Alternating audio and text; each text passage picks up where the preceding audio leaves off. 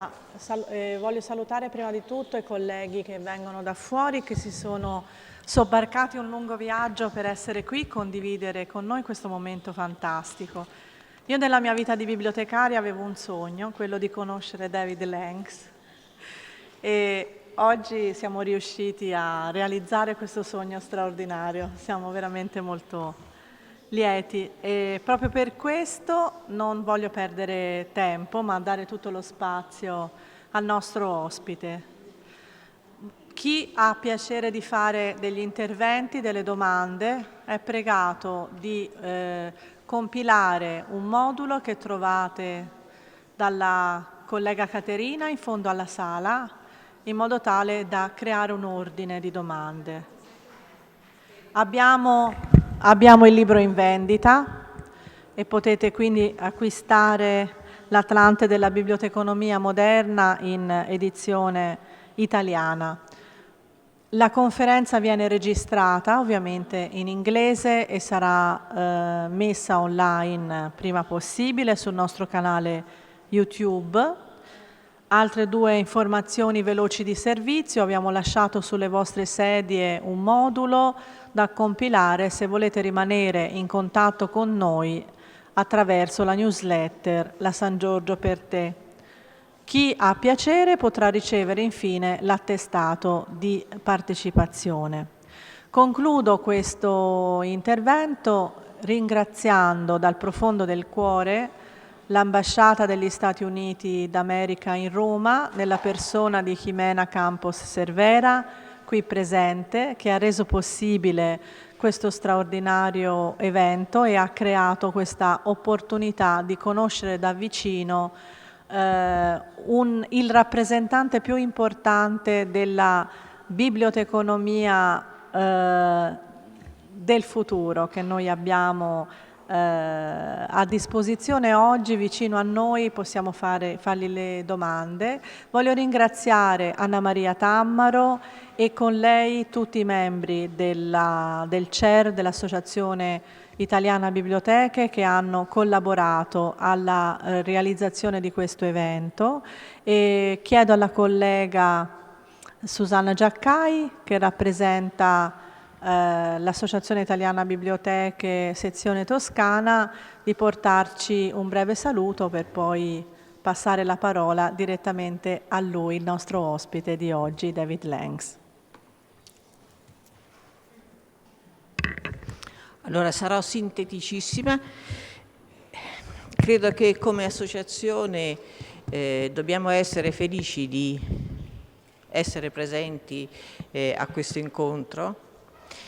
Come sapete, io dal 2011 sono in pensione e mi sono convertita a wikipediana, ma non ho cambiato sostanzialmente il mestiere, perché sempre si tratta di organizzare e di promuovere la conoscenza. Sono convinta che Lankes rappresenti per noi italiani una possibilità di mantenere in vita non solo e non tanto le biblioteche, ma la professione, perché i bibliotecari e le bibliotecarie comunque esistono a prescindere dalle biblioteche. Il mestiere si svolge anche altrove e questo è molto importante. Grazie. David, a te. Grazie.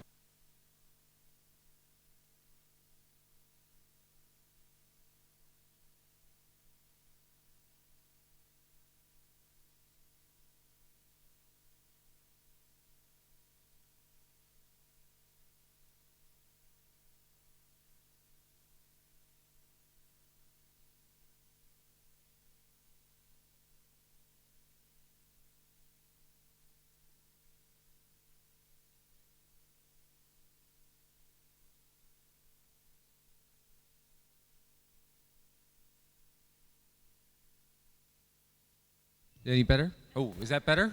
See, there we go. We got the thumbs up. Sorry. Usually I don't have trouble being heard, but trouble being heard in Italian I do have trouble with. So once again, thank the director, thank the embassy for having me and making this possible. I have a feeling that if you spend some time in this library, you're going to hear a lot of what I would say anyway, but I have a lot of interest, and I hope I can answer as many questions as possible. Next week, I'm going to be in Rome, and I'm going to be talking with library science professors about LIS education. So it's good, I think, to start with a friendlier audience, because I don't think they all have the same. I would like to just show you, draw your attention to the picture, if I may. Does anyone know where this picture is? I took it yesterday. Anyone? It's the Académie Française, right? It's where the David is, right? So I would like to start there because actually I end one of my books there, but actually I need another prop. We'll get to it in a moment. So this is the sculpture room in the Académie Française. This is where the masters came to study. This is where the height of Renaissance art was taught and preserved. And I'll draw your attention to the busts, the statues along the wall. The bottom row are the statues of the masters, the teachers. It was the best of Florentine art. As you go up, each one of those shelves are the students. And the students couldn't graduate until they could produce something at the same level as the masters. Now, I first became aware of this room when I was here several years ago in Florence, and I sort of snuck onto a tour and went around. And the tour guide would point out this beautiful painting, and I couldn't quite hear what they were saying except the end, which was, and that's part of the problem. And then they would go on and they would point to something else and they would say something, and that is part of the problem. And I'm just looking at this beautiful sculpture and these beautiful paintings, and I'm trying to figure out what was the problem, because this was pretty spectacular. And what I finally realized when I could get close enough to hear is that the problem was that no student could do any better than the master. That in essence, they could produce those busts, but they couldn't produce this. And in case you're wondering, yes, this is David's head painted in blue. It was €7, so be careful with it as you pass it around. My wife tried to haggle them down, but they would not go. And you're saying, you know, why are you showing me something that is clearly meant for tourists? Well, two reasons. One, because I am a tourist, right? So this was me yesterday next to the statue, waving at my mother, right? And so it would be sort of traditional to start a talk like this by saying, well, this is the American perspective, and this is what happens from the American perspective. And as Italians, I certainly can't tell you what it's like to be a librarian in Italy. I certainly can't tell you what it's like to run a library in Italy. And that's the safe way of starting one of these talks.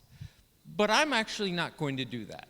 It's not that I'm going to tell you how you should run libraries in Italy, but I do feel that I have some ability and certainly some need to talk about what it means to be a librarian. Because I believe that being a librarian in Italy and being a librarian in the United States, being a librarian in England, being a librarian in India, in China, wherever you're a librarian, I think we have much more in common than we do apart. One thing that I've found, for example, is that librarians have sort of taken the tools and the skills that we organize our collections, and we've turned them upon ourselves. We organize ourselves as if we were materials, right? So I'm not just a librarian, I'm an academic librarian. And as an academic librarian, certainly I can't share anything with a public librarian. And, oh, public librarians can't talk to school librarians. And, oh, I'm in a big library and such. And we always try and find out how we're special and alone, which means you end up alone, and that's what we don't want to be. So as I'm going to talk about examples, as we're going to try some activities together, I hope you won't say, oh, well, that only would work here, or that would only work here. That it should work everywhere. So the David is anyone familiar with the different art movements? One's called pop art, Andy Warhol, right? kitsch, sometimes called in German, right? So the problem with those statues is that they could never have produced that simple David. I mean, I know it sounds ridiculous, but there's whole art movements based on irony, based on humor, based on sarcasm, based on re-expression and remixing. And so if we continue to look at librarianship as everyone must be like the master, or worse, as librarians, if we only offer services to our communities that we truly understand or look like us as librarians, our communities can only ever be as good as we are. And while we're very good, because we're librarians, we know that there are a whole different worlds that we know nothing about, but we can help people access and get access to that world. So, what I'm going to try and do today is talk as briefly as I can and then have us try and do some work. And I'm going to start with two ideas. Two ideas that may seem so simple, that may seem so obvious that why start there at all? But as I think we'll see, unless we start here, we don't end up in very interesting places. So I'm going to start by talking about what is a library, the definition of a library. And then I'm going to talk about the definition of a librarian. For those of you who may be familiar, and I know I have some Twitter friends and such, with the Atlas, or were forced to read my book, you know that some of these definitions, but really now I'm trying to put them together. So, let's get at it. The way that we probably have been taught, certainly in the US, my understanding in Italy and in many other countries, is we begin defining librarianship. We begin defining what a librarian is by a library. We start with the building. We start with the institution, right? And so we say a librarian, this is a definition from the Oxford English Dictionary, is a person, good for us, typically with a degree in library science, who administers and assists in a library. Now, a couple of problems already. We know that there are librarians that don't have a degree. They became a librarian because they were hired as a librarian, or they're called a librarian, or whatever it is. So that doesn't work so well. And the other is this notion that you must understand what a library is to define what a librarian is. By using this to define our field, by what we can do, we limit what we can do to what we can do in a building, right? And so if we have to then look at the definition of a library, things become very interesting, right? So you don't have to read it all. Sorry, so much English text, but I'll get you the highlights. The first definition is a building or room containing collections of books, periodicals, and sometimes films and recorded music for people to read, borrow, or refer to, such as a school librarian. Right? That's not really a good definition, right? We know that there are plenty of rooms that contain books and materials and people who loan them that aren't libraries, from bookstores to book collectors to people's private houses. So we have all these things that we don't want to see as a library, but they fit this definition, right? I used to have pictures of people, and I would show hoarders. I hope there's an Italian version of hoarding. The pathological condition where they can't throw anything away, and so they're sitting in a room full of stacks of books and magazines and materials. I don't think we want to be seen as hoarders, right? We don't want our libraries to look just like stacks of books and materials and collections. So we don't necessarily want those things in the definition. There are also things that we really love as librarians that don't fit this definition. In the country of Kenya, in Africa, they are building as many libraries, public libraries, as they can. They build them in the cities, they build them in the suburbs. In parts of Kenya that are too remote to build, they actually have built donkey carts where they will take materials and librarians will go out into the countryside. There are parts in the northern territories that are too remote even for donkeys, and they take camels. And on the camels, they pack these enormous boxes full of materials, but also of tents and different tools, and the librarians go into the villages and they set up the tents and they set up the materials, and they start teaching people how to read. And they start teaching about different opportunities. And we look at that, we go, that is fabulous. That is a kind of library that we love. But it doesn't fit this definition. So ultimately, we have a disconnect. We have a hard time defining what a librarian is by the library. The other problem we have, which I'm going to just do a little bit here first, is I'm going to ask you to do something. And I'm going to put on my headphones for this one because I'm going to need your responses. So several years ago, a group called OCLC, excuse me, did a study, and they asked the public in the United States, what one word do you associate with libraries? And what word do you think they found? Libre, okay? Books. See? So they said, oh, clearly the public wants our libraries to be about books. That's what they want, that's what they said. But I want to do a little game. What one word do you associate with books? I'm going to write them in English, but... We had Conoscenza. knowledge, okay?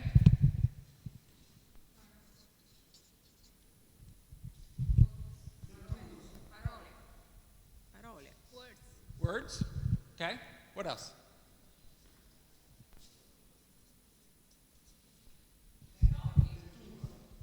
Lettura. Reading, okay?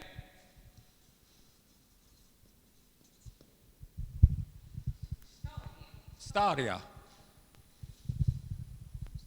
Storie. Storie. Stories. I get to move, it's good. Tempo. Time, stories. So,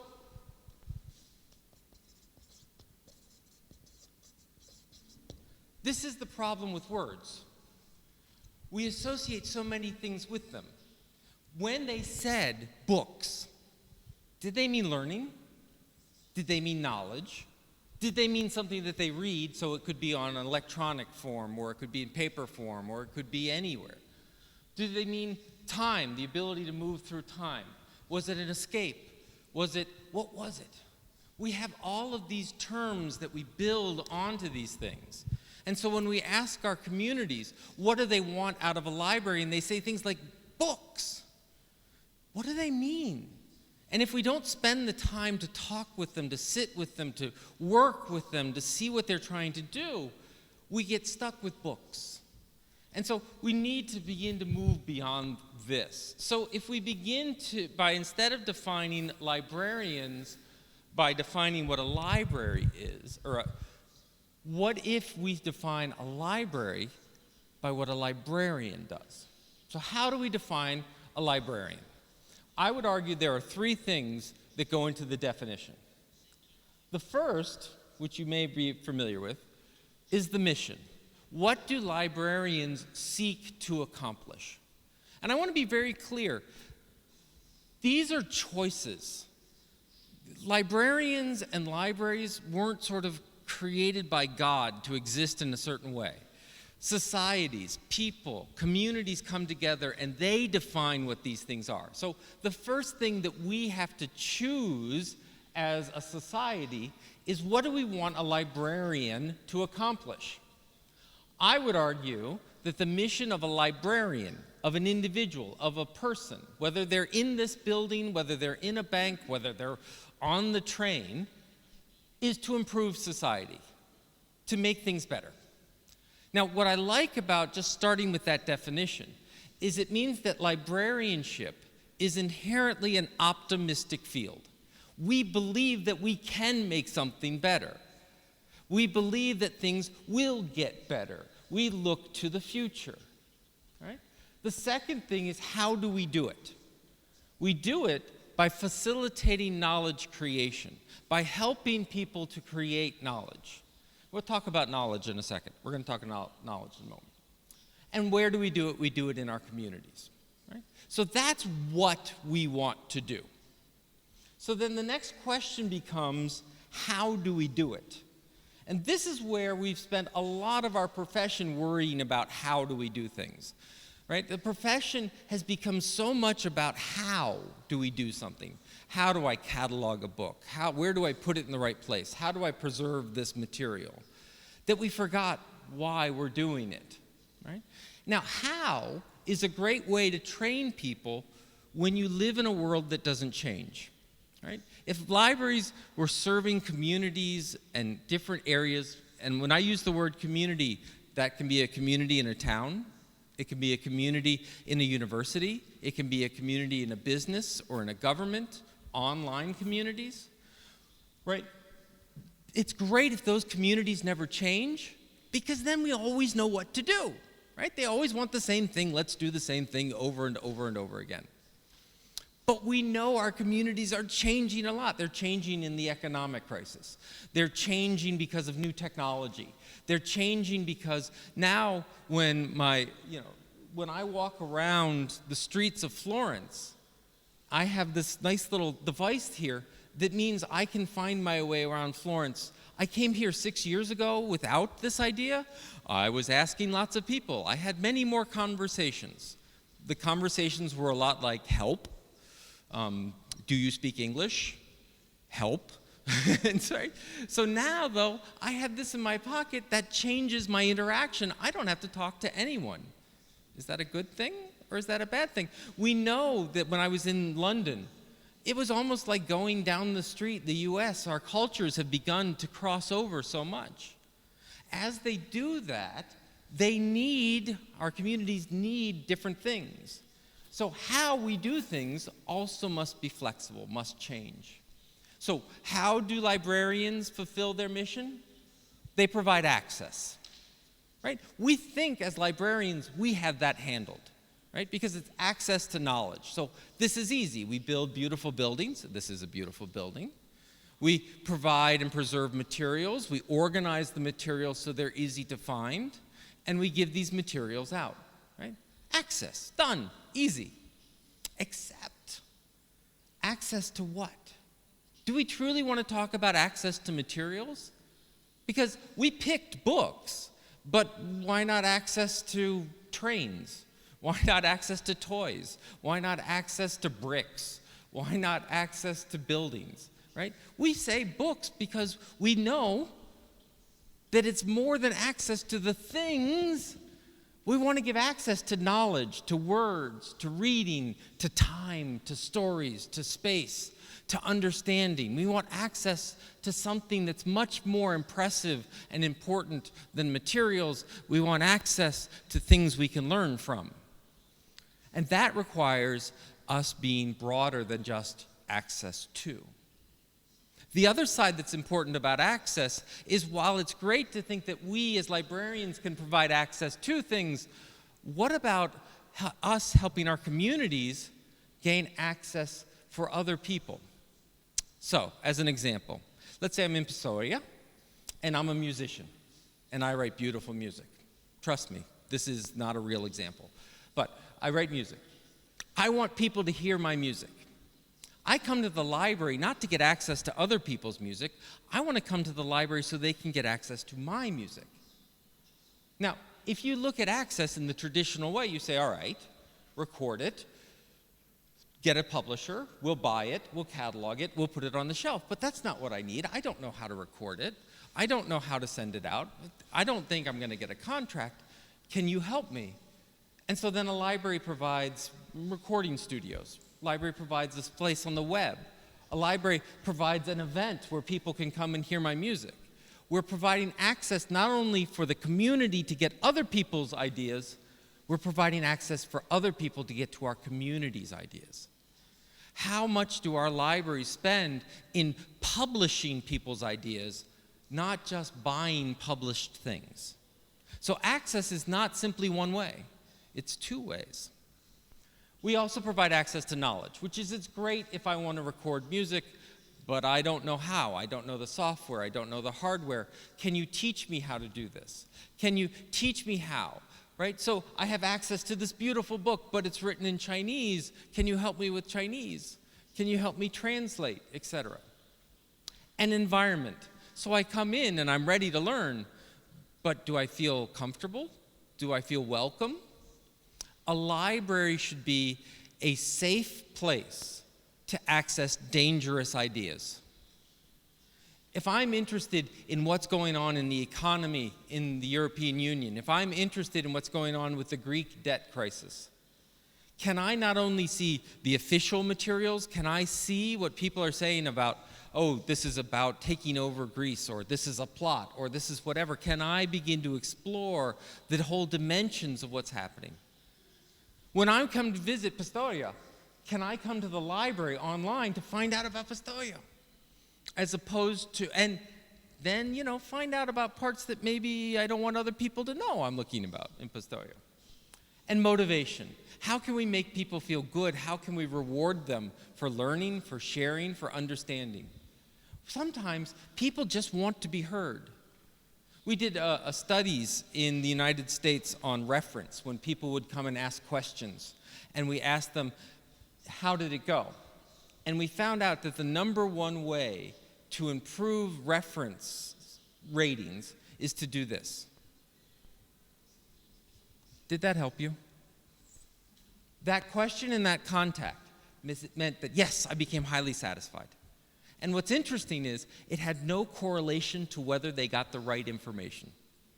I could have given her the wrong answer, but by taking the time to acknowledge that she had the question, her satisfaction went up. Right? How do we motivate? Do we sit behind desks? Do we go out into the community? Are we seen as part of the community? How do we make that recording person feel special? Because we have an event around them. We show, look, this person's interesting and they're doing good work. So, a librarian is defined by what they do and how they do it. And lastly, and very importantly, we don't just do this in a vacuum. We do it with a series of values or principles. One thing that sets our profession apart is that we are deeply ingrained, we find our principles and values very important, and we make them very public. So we, for example, value learning. We think that learning is why you do things. Sure, there are things that happen in a library. There are things that a librarian helps that have nothing to do with learning, seemingly. Oh, they're just listening to music. Oh, they're just reading a book. They're not learning, though many people learn from books and music. But we do it because people learn. That's why we're in our community. We do it through openness. We want to be transparent. When people come in and ask us questions, we want to say, look, here are all the ideas and options. We do it through intellectual freedom, meaning you can go and look at all the information, whether it's official or not official, and we won't judge and we won't watch, but also intellectual safety, and no one else will. You can come here and search for things, because if you do it through Google or you do it on home, they're going to have a record of that. So we protect you. You can trust us. And we believe in intellectual honesty. We believe in intellectual honesty, which means when you ask us a question, we don't take our personal views and say this is the only answer. We provide many different perspectives. Now, for many, many, many years, for centuries, we've used the word unbiased, neutral. Now, I'm in the land of the Romans, so I can speak Latin, right? So neutral comes from the same root of the word neuter, and I don't think that's the business we want to be in. You cannot be neutral. You have a bias. Your language is a bias. Your gender is a bias. Your upbringing is a bias. Your age provides a perspective. And that's okay. It's what makes you unique and valuable and important. But intellectual honesty says you recognize as many of those as you can, and you provide the information from where a person starts, not from where you start learning. So, last comment, which is I keep using this word knowledge, and I want to be really clear what I mean. Knowledge is a uniquely human attribute. Those books and materials and discs and articles and all of this, that's not knowledge. These buildings are not filled with knowledge late at night when the doors are closed. Right? They're filled with materials. They're filled with things that can spark knowledge, that can expand knowledge, that can create knowledge, but we're the ones who house it, who build it, who understand it. You say, but David, a book is knowledge. No, not if I can't read. Or I might learn something that has nothing to do with it. So creating knowledge is learning, right? Knowledge is built through conversation, through this kind of conversation, but through conversations with ourselves. If you at some point are listening, what did he mean by that? Who were you talking to? Talk to ourselves, right? This morning I had to get a train from Florence to Pistoia. I didn't speak the language very well, and so I got on the train and I looked around and I hoped, and actually found a very helpful gentleman here in the front row. And I said, Pistoia? And he goes, yes. So I sat down, right?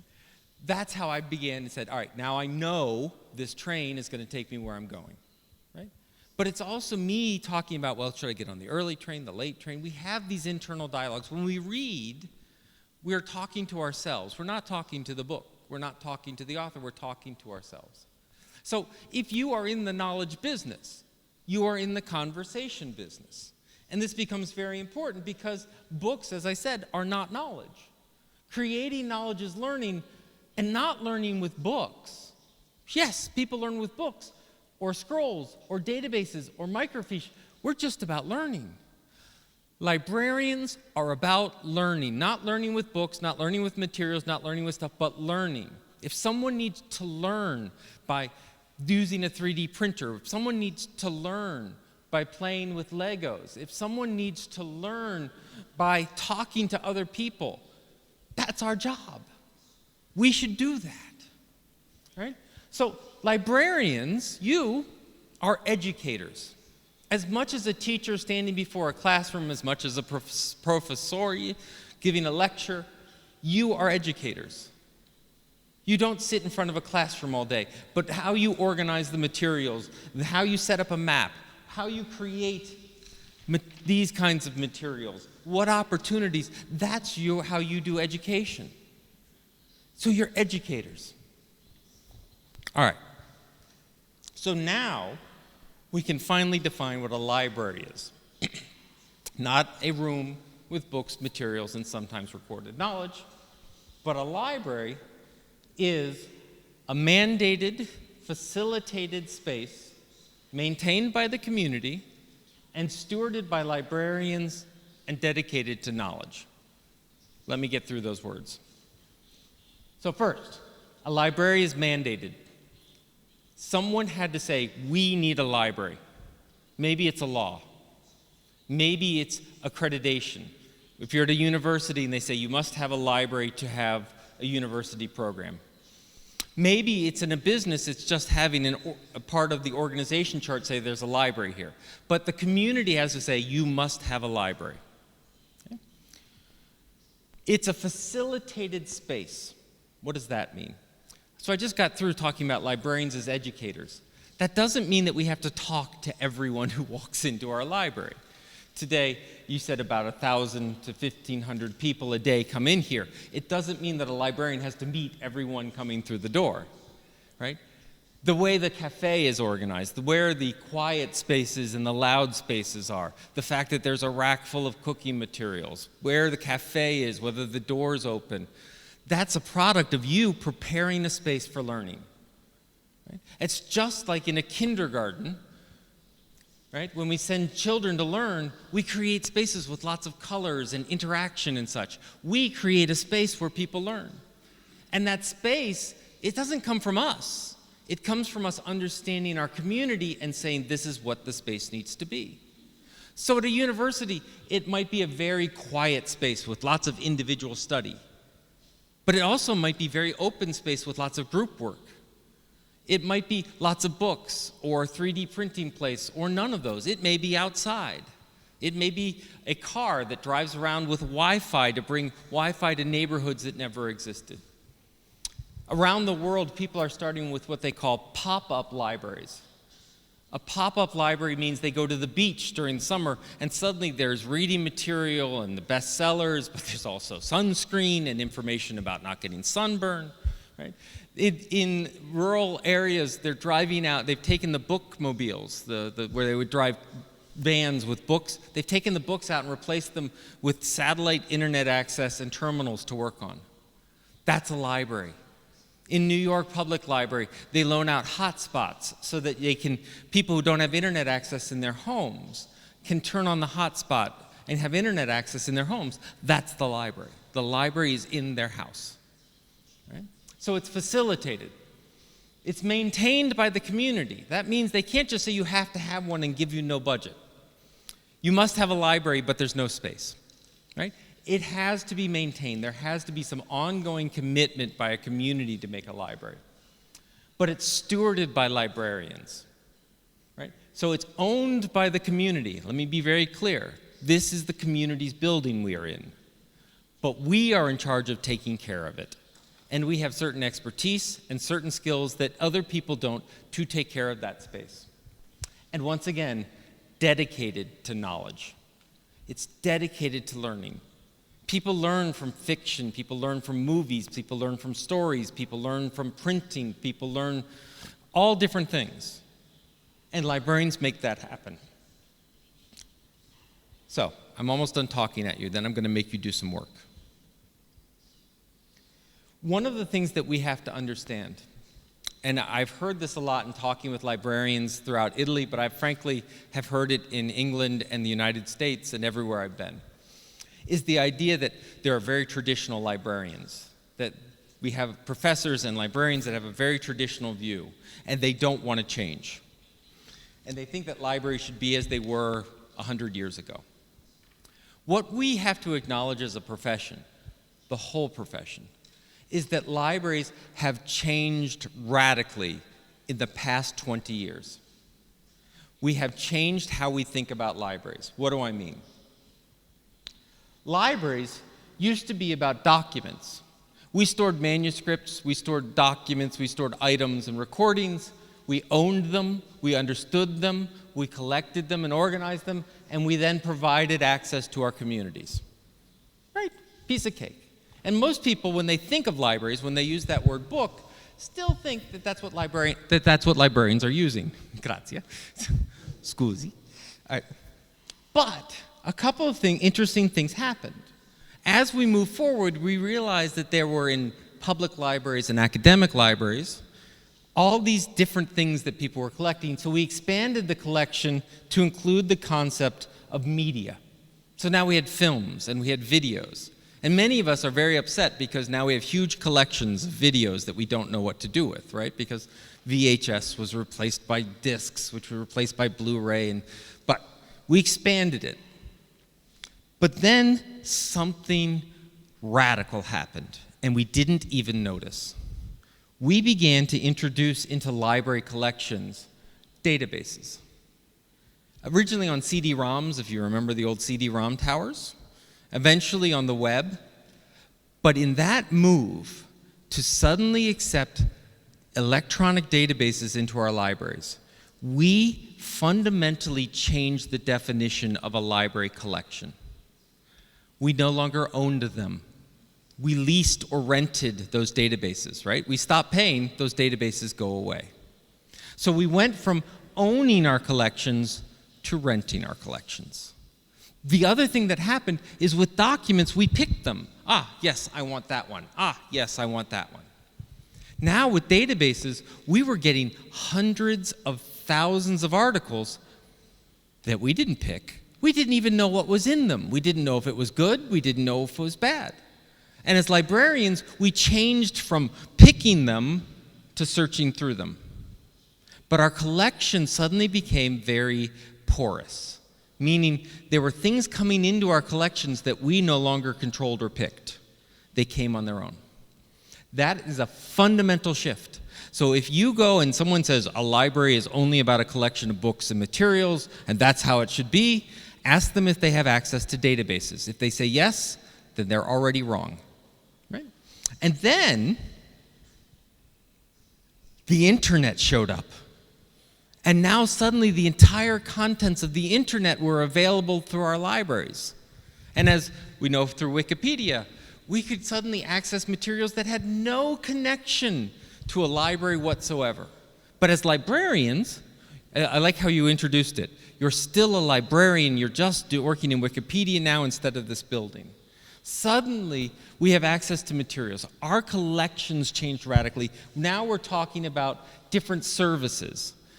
GIS, the idea of mapping services, of creating special collections, of digitization, right? We've changed fundamentally in the past 20 years what a collection is. Libraries are not the same as they were 20 years ago. Things that today we take as boring, we take as very traditional, we take as old school. This is an amazing change. We need to give our entire profession a lot of credit for doing that. Now, while our collections were changing, it's not like our services stood still. What we began talking about is we began offering different services. Scusi. So, we used to offer reference, answering questions, directions. That book's there, the bathroom's over there. Yes, I have your USB thumb drive. Right? And then we began saying, well, we offer this, we also offer instruction, we have classes. And then we began offering employment services. So it's the economic crisis, people are out of a job, we help them with resume workshops, we help them with portfolios, right? And then, maker spaces, that sounds good, so we need 3D printers. And then we did tutoring services, right? And we kept offering more and more services. So if I could ask you for a moment to think about what are some of the new services in the past 5 years you've heard of?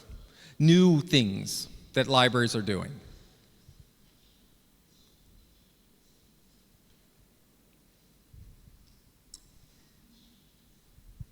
This is going to be a very slow day. Come on.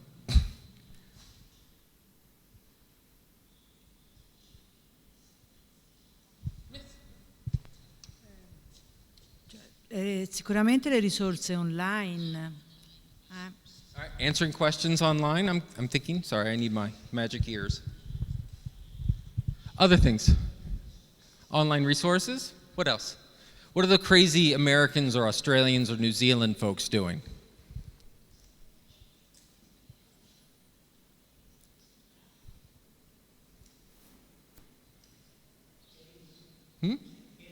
Games. Gaming. Now we can play games in libraries. Others. Perfect.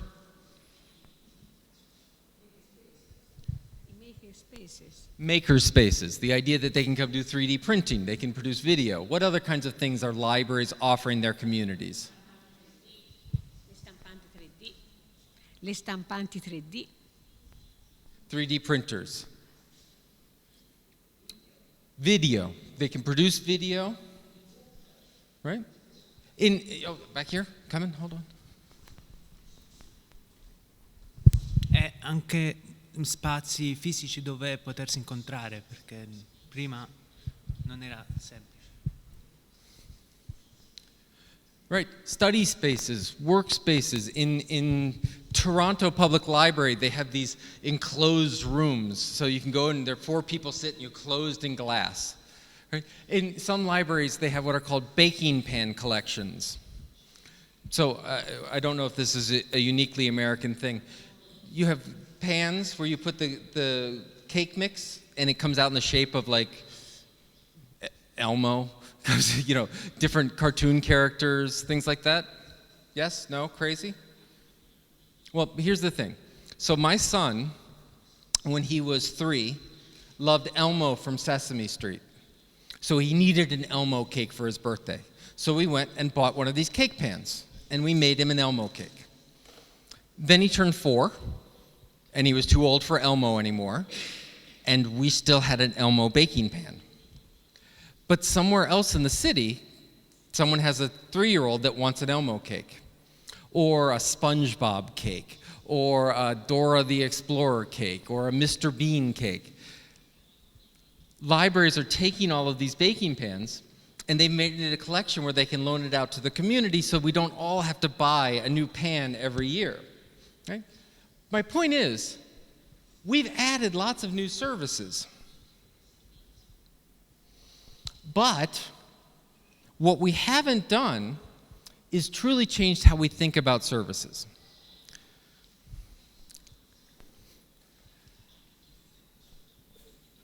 So while our collections have become very porous, very open, lots of things coming in, our collections are still very much about librarians offering services to our community.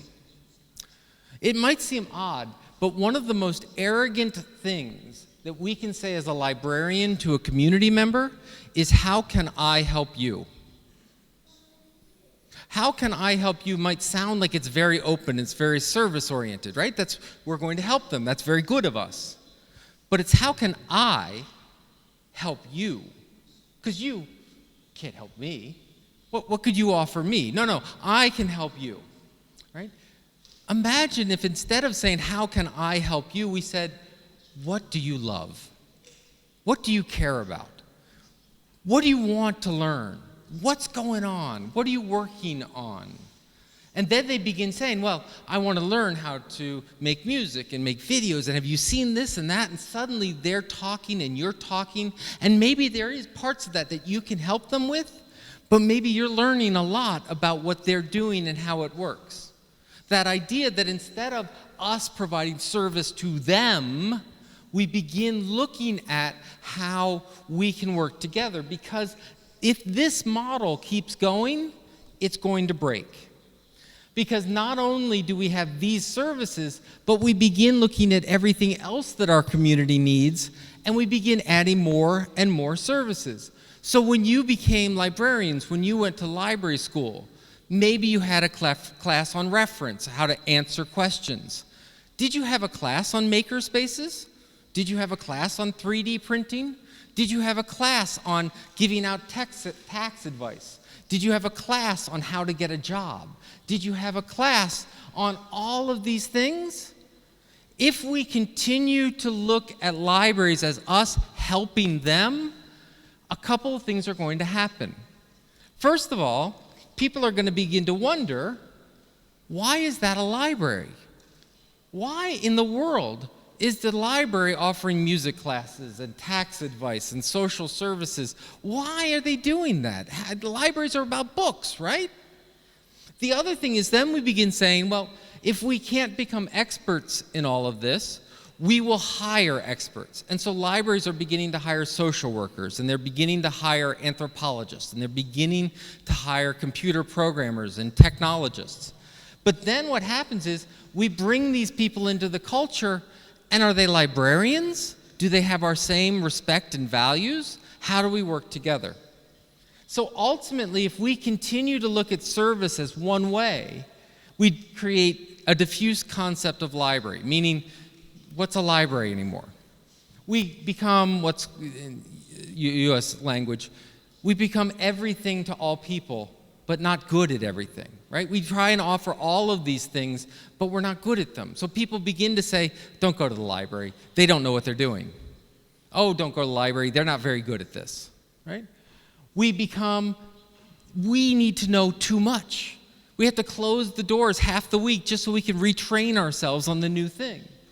And we get these professionals in and we don't know how they work together, or we begin to say, why hire librarians? I need to hire social workers and technologists and these kind of folks in these buildings. So ultimately, this model needs to change, just like our collections did. And how do we solve this problem? By making the community our collection. What do I mean by that? How do we build? We have to realize that our communities are not a bunch of needs, are not a bunch of people who don't know things and we are here to teach them, but to understand that our communities are full of expertise and new knowledge and understanding and aspirations and dreams. And if we can unleash that collection, it will be much more powerful than whatever we can buy for our shelves. So, here's what we're going to do. Several years ago, I took my son to an event, and it was called Bristle Bots. Anyone ever heard of Bristle Bots? Okay. Toothbrush? The top, bristles, right? You cut off the top, you put on a watch battery and a motor. And when you connect the battery to the motor, it vibrates. right? So I brought this, there were like 10 kids, the librarians brought out the toothbrushes, cut them, put on everything, and they connected the battery, and the bristlebot went, they put on the other one, it went, put on another one. They realized they bought the wrong batteries. They were drained in seconds. So all the librarians had all these activities, racing them and moving them, and they couldn't do any of them. So like the 3 librarians moved to the corner of the room, and they're busy talking about, well, can we buy new batteries? Do we need a purchase order for that? I don't know. Are we allowed to? Who can leave? Do we need to ask the director's permission? Meanwhile, the kids are over in the corner going, does anyone have a AA battery? And, oh, look, there's duct tape. And they began connecting these things, whole toothbrushes, to bigger batteries, and they were making bristle tanks and bristle ships, and they were racing them, and they were having a great time. And the librarians over here, and me at the same time, suddenly realized when we looked over that they were learning, and that's exactly what we wanted to happen, and they were doing it without us. And it was better. And so what happened is, that day in this library, they realized that the model of us librarians serving and teaching you community was broken. They have volunteers that come in and they say, I want to help in the library. And they would make them into little librarians. You can shelve, you can check things out. But they realized that that was the wrong model. It was a lot of work to take care of people to do a job you already were doing. So they said, no, that's wrong. We should be helping the volunteers do what they do best. We have a lot of retirees, people who retire. And in the past 40 years, the average lifespan has gone from the mid-50s to the mid-70s. So we have a lot of people, after their careers, have a lot of time on their hands and they want to help. They're tax experts, they're lawyers, they're doctors. Why are we taking doctors and turning them into little librarians? Why not help them be better doctors and share that with the community? So they developed a whole set of different programs, from makerspaces. So this is a 3D makerspace.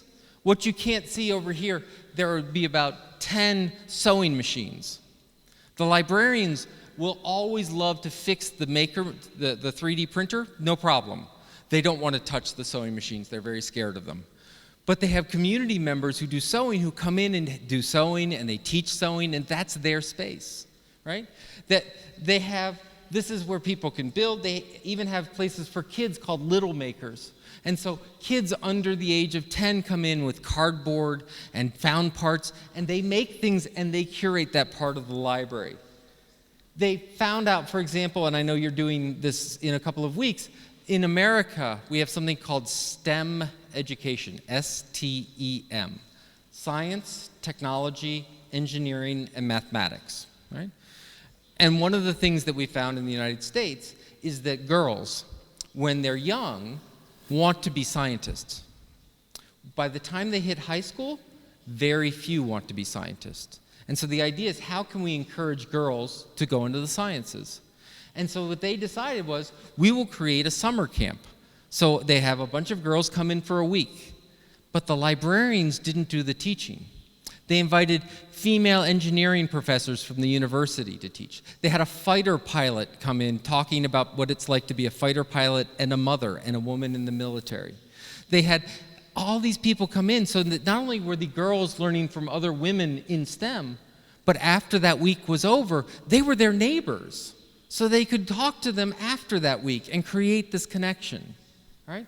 All of these things came from this form. And this form has 2 important questions, and I'll make them easier to read. You go and you check out a book. You go and you check out a Kindle. You go and use the 3D printer. They give you this form. And the form asks, question number 1, what are you passionate about?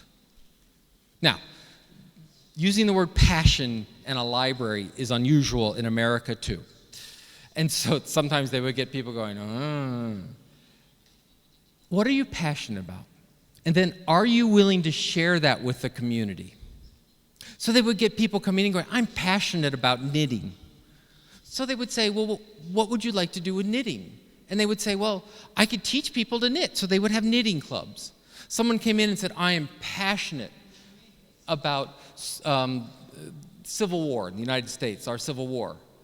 So they said, well, what would you like to do? They go, well, I'd like to meet with other people. And so they had a group of people every month. They come together and talk about this topic. The sewing, the 3D printing, video production, all of these things come from people's passions. So what I want to do is we're going to put you to work now, okay? So stand up. Can we have the lights up, please? This is a very American thing. I will not lecture at you for the next hour. Okay. Find a partner. Find another person next to you. You can move around, whatever. Find a partner. Okay?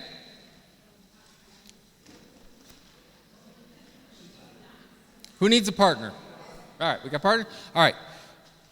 This is going to be, let's watch what the translator does with this. I need one of you to make the shape of a banana. One in the group. The other needs to make the shape of an apple. All right? All right? Remember, if you're an apple or a banana. Okay. Yes, see? Okay. All right, good job. Now, here's what I want you to do. Where are my apples? Where are my apples? Raise your hand if you were an apple. Okay. You are going to pick 2 things that you are passionate about, not work, right? Gardening, reading, history, whatever it is. 2 things, okay? You are going to tell your partner those 2 things. That partner, bananas, you are going to pick one of them, okay? See, pick one. All right. Then for 2 minutes, apples, you are going to talk about, uninterrupted, just talk at them about that topic, okay? So I might say, gardening and movies. And you would say, to pick one.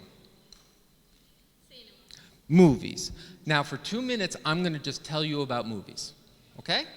Ready? I will time you. Okay, go.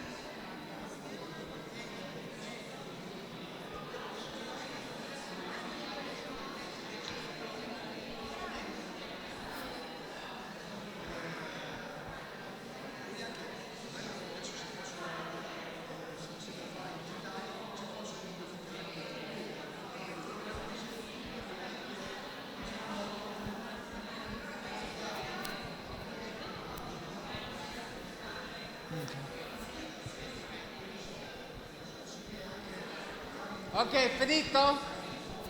Ok. Ok.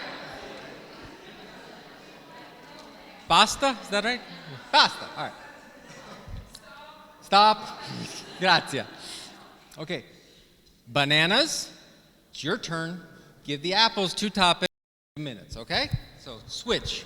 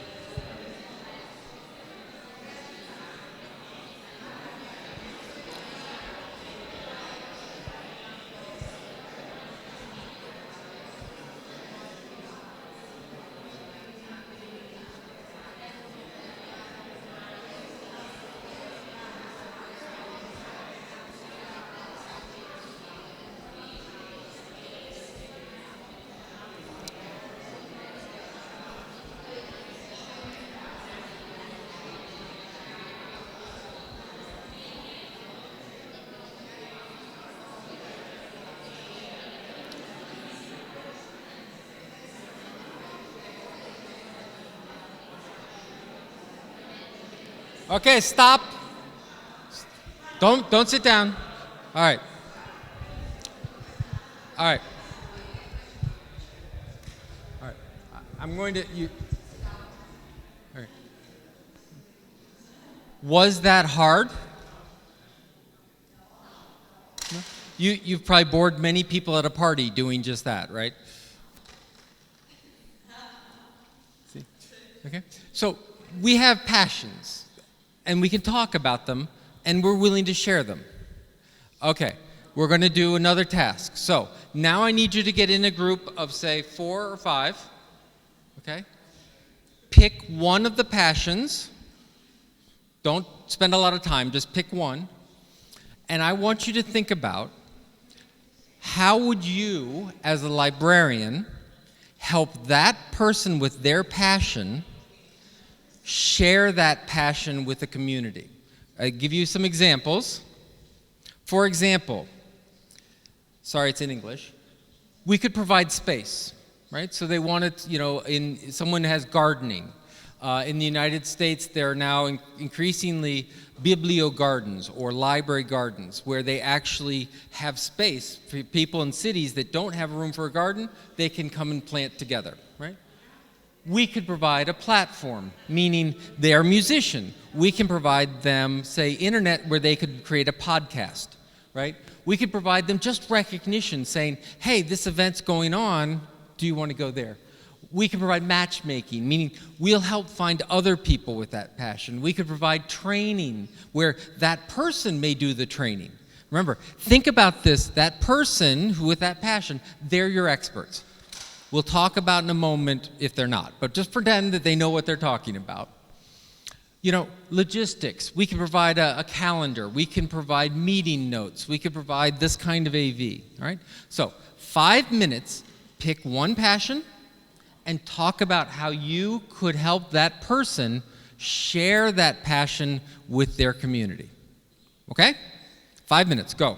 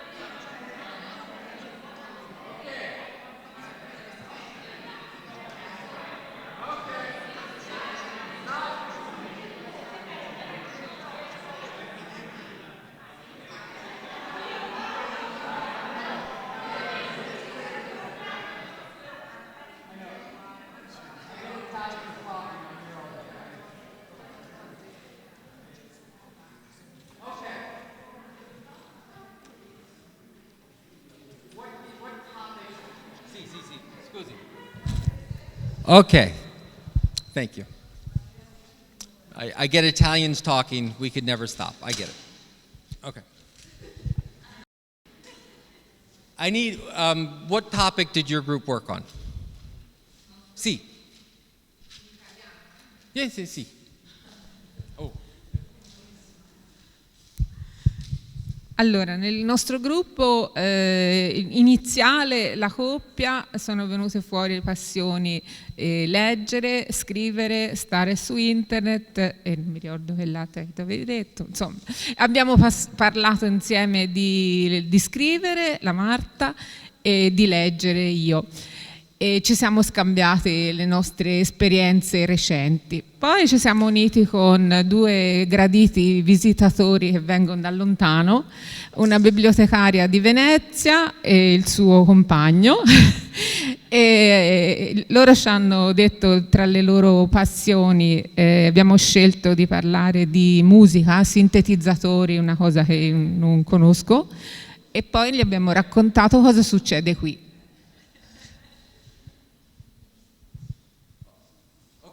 So, if you are passionate about music, so we have someone who's passionate about music, what can the library do to support that passion, to share that passion?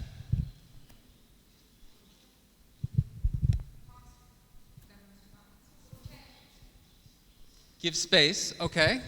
So we can give them space, and what are they going to do in that space?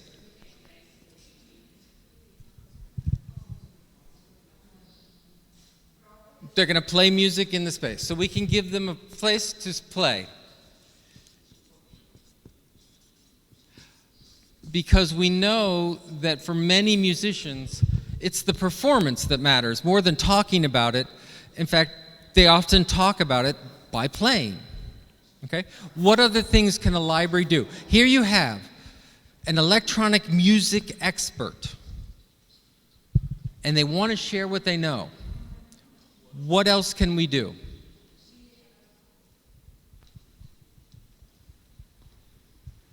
Guide all'ascolto? Tutoring, so they can become tutors.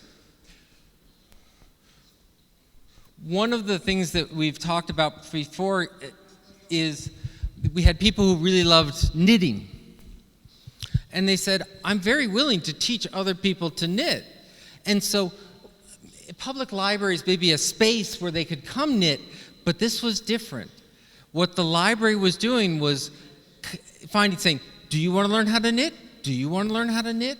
If so, come next Thursday and we'll teach you, right? So it's not just a matter of saying, me as a librarian, I must know how to knit and I'm going to offer a service on knitting, right?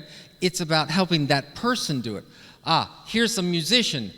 I don't know anything about music. I will become an expert in music so I can offer programs in music. Right? You'd have to do that for everything. Here's your expert. Right? Another topic, another group.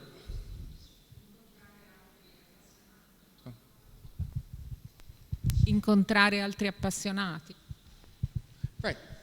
So in Philadelphia, they wanted to support musicians, and they said, oh, we'll do that. We'll connect people together.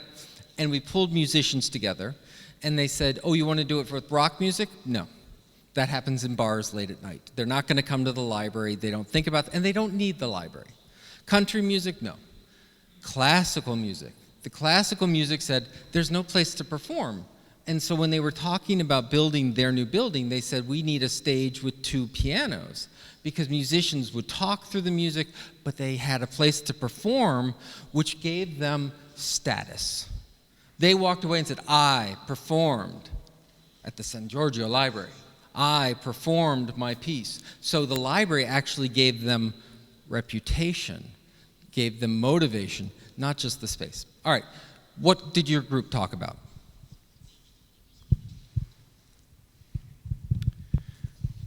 Abbiamo parlato abbiamo scelto il giardinaggio e quindi ci siamo posti il problema di offrire innanzitutto uno spazio per coltivare, quindi per mettere in pratica, diciamo, le conoscenze del giardinaggio. Potevano essere, se la biblioteca per esempio ha già un'area verde, partiva, diciamo, avvantaggiata, altrimenti utilizzare negli spazi chiusi delle vasche, dei vasi in cui coltivare questi i fiori. E poi ci siamo posti come migliorare la conoscenza del giardinaggio, quindi in che modo le competenze di alcuni di questi che si erano proposti potevano essere condivise con quali strumenti. Qualcos'altro? Poi di fare anche avevamo preso un argomento preciso e quindi era come rinvasare una pianta, e quindi pensavamo ai materiali con cui è stata fatta. Poi mentre stavamo facendo dovevamo fare delle foto, e quindi per costruire poi un futuro narrazione che poteva diventare proprio far parte della didattica. Poi potevamo accedere ad altre foto per spiegare momento per momento i vari passaggi, per esempio che tipo di materiale ci voleva per il drenaggio. Nello stesso tempo l'utilizzo di Wikipedia che ci poteva servire sia come fonte per le varie parole, insomma, i vari concetti, oppure costruire la voce se mancava, e poi costruire anche una bibliografia, cioè cosa c'era in biblioteca su quel, insomma, avevamo costruito attorno un mondo. So, a couple of things to point out. So, gardening. Person came in, talked to a librarian, said, I'm interested in gardening. Rather than saying, well, here's a book on gardening, or here's another book, or here's the Wikipedia entry, they said, let's do a garden. It cost them a hose, right? They had to buy a hose for outside. And they started gardening. And they had expert gardeners who would come in and work on the gardening. And in other words, the librarian wasn't a gardener, didn't need to become a librarian, didn't need to become a gardener. The gardeners did it. At the end of the season, so everyone in the United States grows tomatoes, everyone in Italy grows tomatoes, and in September, you have a lot of tomatoes. Now, you know, my wife is Italian, and so we know what to do with those, which is you jar them and make sauce for the rest of the year. We get that. But most Americans, all we see is lots of tomatoes. So what we do is we put them in baskets and we like throw them at our coworkers and leave them on the street and hope people take our tomatoes. But they began talking about local sourcing of food. They began talking about food pantries. They began talking about people in the community that needed food. They began public service. They began moving it. What I love about this is if I come in and I'm a gardener and I know how to garden, that doesn't mean I know how to teach people how to garden. I don't know, for example, what I like about this is we took an expert and we began to say, well, what can we as librarians do? We know about, well, you need job sheets, you need to put together tasks, you need to put together resources. We help them as educators put instruction together on this topic. Now, I'm using lots of examples, and we could keep going from sort of communities and public. Do I have any academic librarians here? You're all public librarians? Right? This happens in academia as well. We have physicists, we have, you know, great scientists, and they do teach classes. But if you don't take the class, you can't share the knowledge. We also have students who come in with a great amount of knowledge in technology or a great amount of background in gardening or whatever that can share it with other students.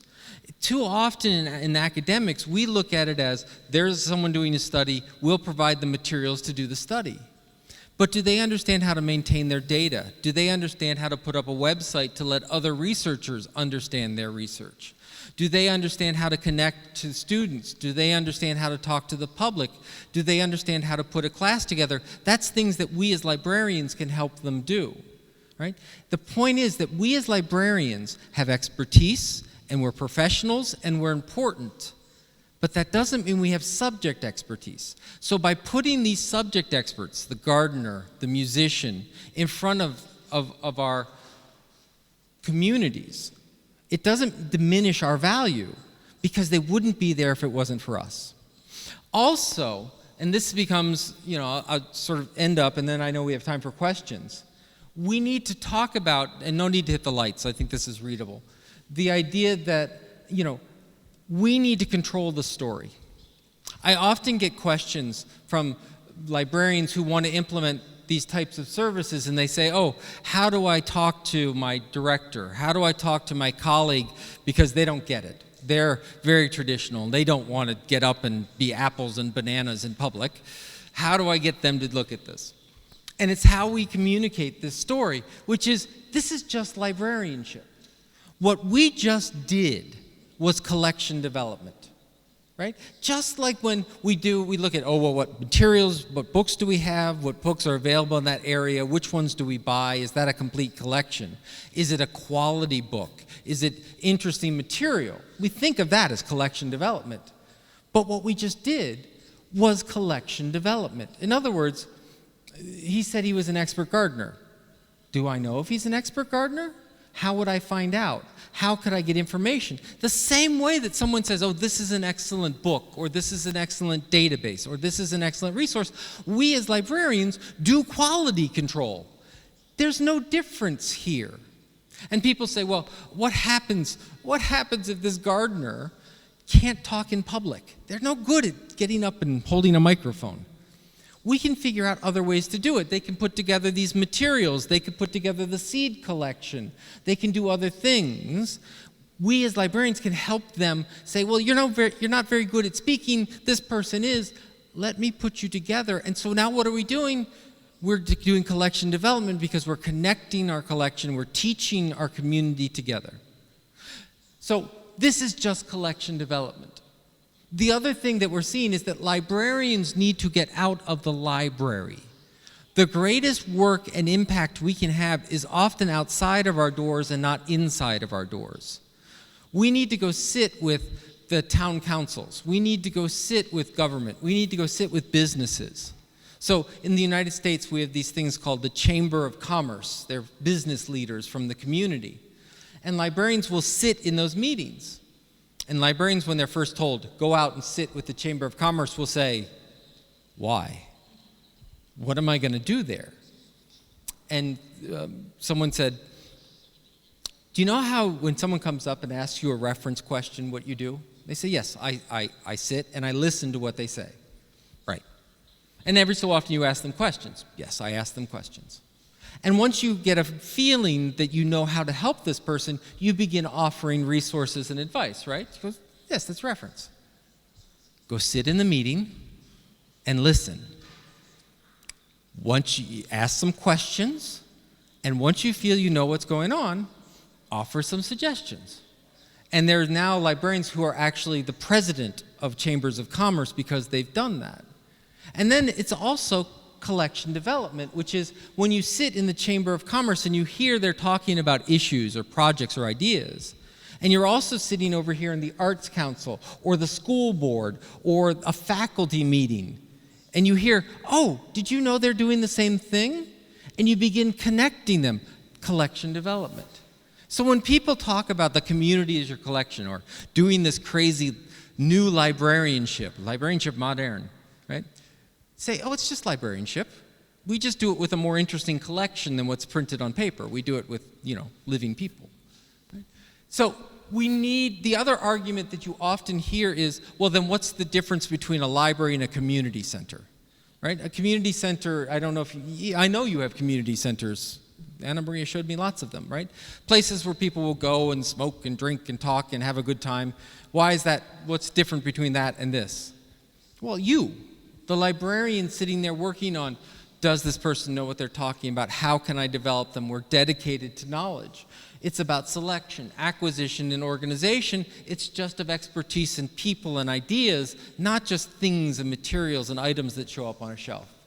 So when we seek, what I've heard, which is very flattering from librarians in Italy, is we need to shake them up. We need to get people thinking differently. Yes. But what we know from when we do reference work or educating people, you don't start with the new. You don't start with, what's your question? You're wrong. Right? We don't do that. We start with, what's your question? What do you know about this? Oh, let's build to where we want them to go.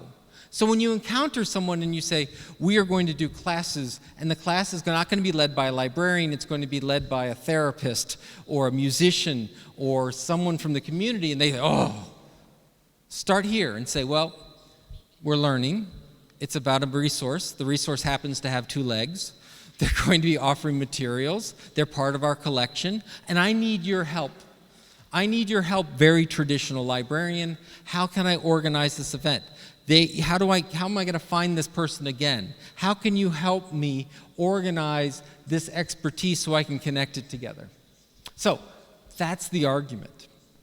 The other argument is that we need to understand, and then I'll finish up, that we need to control the narratives within our community.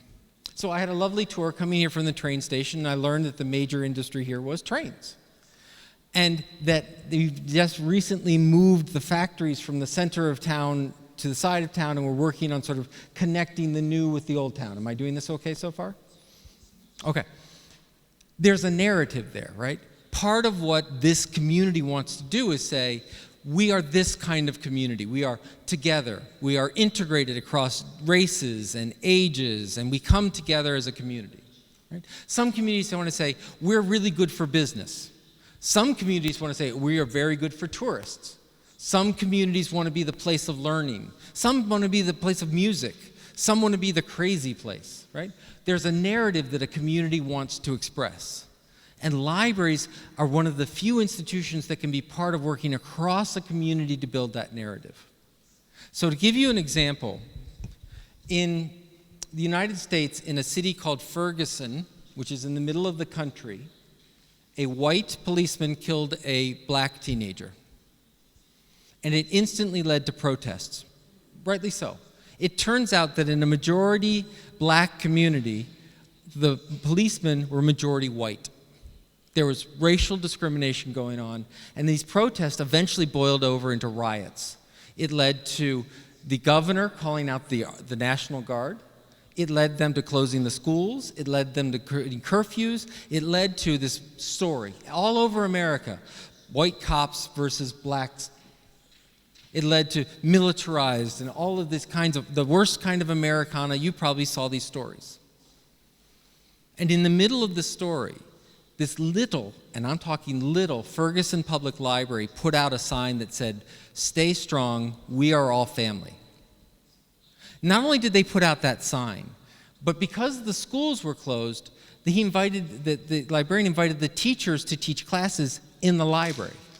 When they ran out of room, they began working with local churches, and they would teach classes in the churches.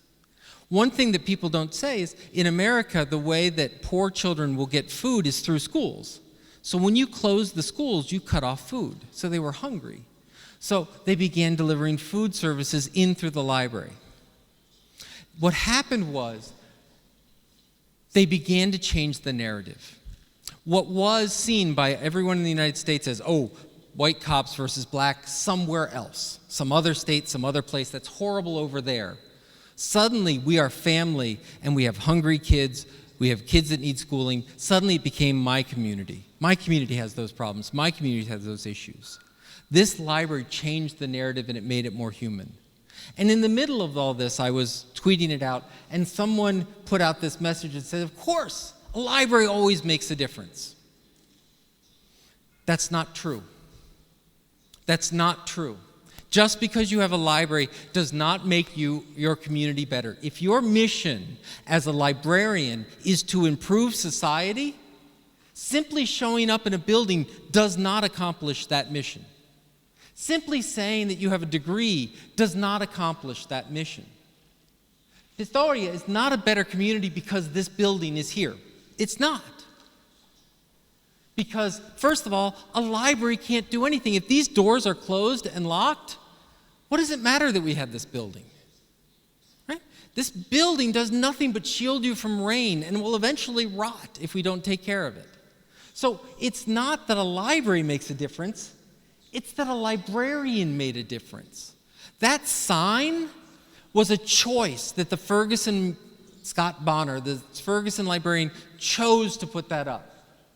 And when there were riots going on in Baltimore, and there was looting, and the whole business is destroyed, it took the head of the library to make a decision that I'm going to go down there, and I'm going to open up the library. Even though there may be riots, even though there may be unrest, I am going to choose to open the library. They make a choice.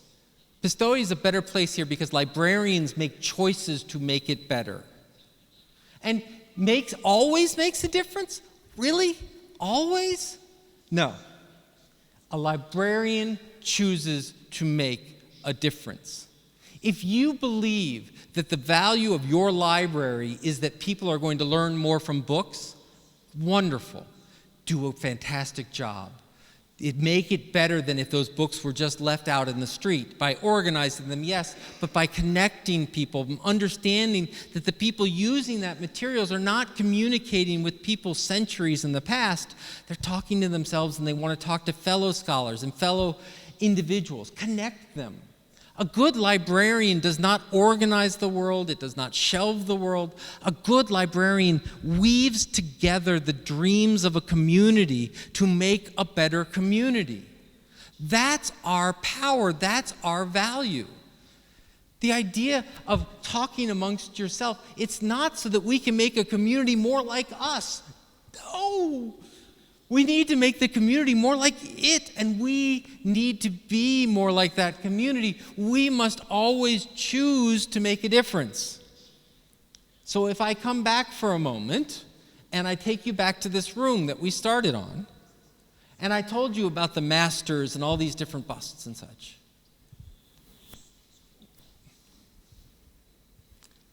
This is librarianship. And you say, oh great, I'm a tacky picture of David. You take something that the community values and you change a perspective on it. You understand what a community needs and you adapt to it.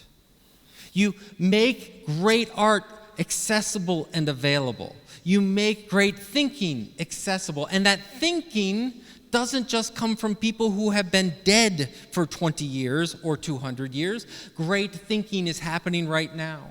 Great thinking is happening in your scholars, but in your teenagers as well. 8-year-olds have brilliant thinking. 5-year-olds are geniuses in interactions. Parents understand parenting in whole new ways. Musicians are understanding music in whole new ways. Librarianship is not about cataloging and organizing other people's thoughts. It's about kindling and unleashing everybody's thinking and ideas and changing perspectives. This is a glorious room and a testament to a time when people said we are going to try things different.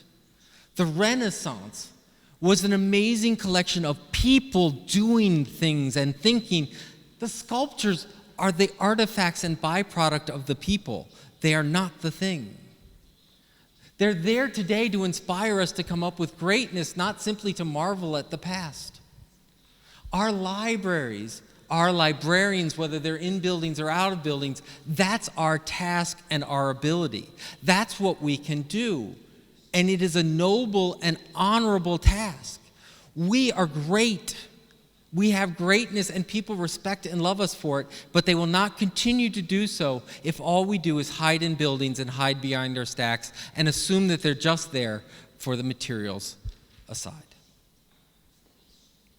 Is that right? All right.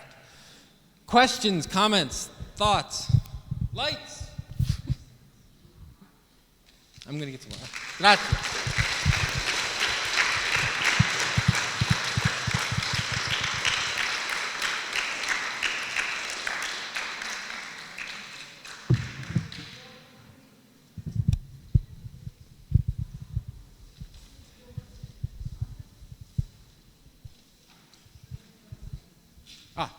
I bring up the mic. I need the microphone. So. Allora, io mi occupo di ricerca educativa, quindi l'innovazione in ambito scolastico. E mi chiedevo uno specifico tipo di biblioteca, la biblioteca scolastica, che per esperienza sul campo spesso è abbandonata un po' a se stessa o non gestita da personale formato in modo specifico, è relegata quindi a ruoli secondari. Magari un insegnante particolarmente brillante oppure niente. Mi chiedevo se ci sono esperienze in cui una biblioteca come community center, una biblioteca comunale come questa di Pistoia, è riuscita a creare una rete delle biblioteche scolastiche sul territorio per fornire formazione al personale della scuola e per ridare vitalità in questa ottica alla biblioteca scolastica come una biblioteca normale, come le biblioteche di cui lei ha parlato.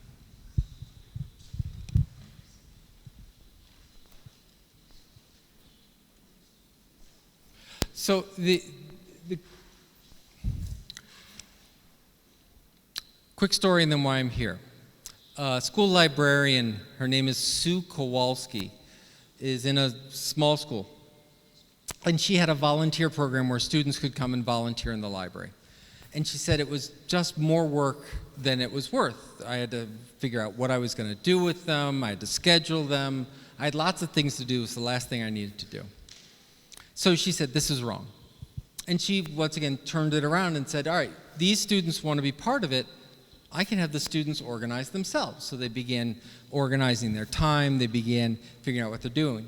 And then she said, you know, I can organize the shelves and how the books should go on, but the truth is the kids probably have a different way of looking for these materials. These are good books and bad books, etc. And so she began letting the kids organize the books.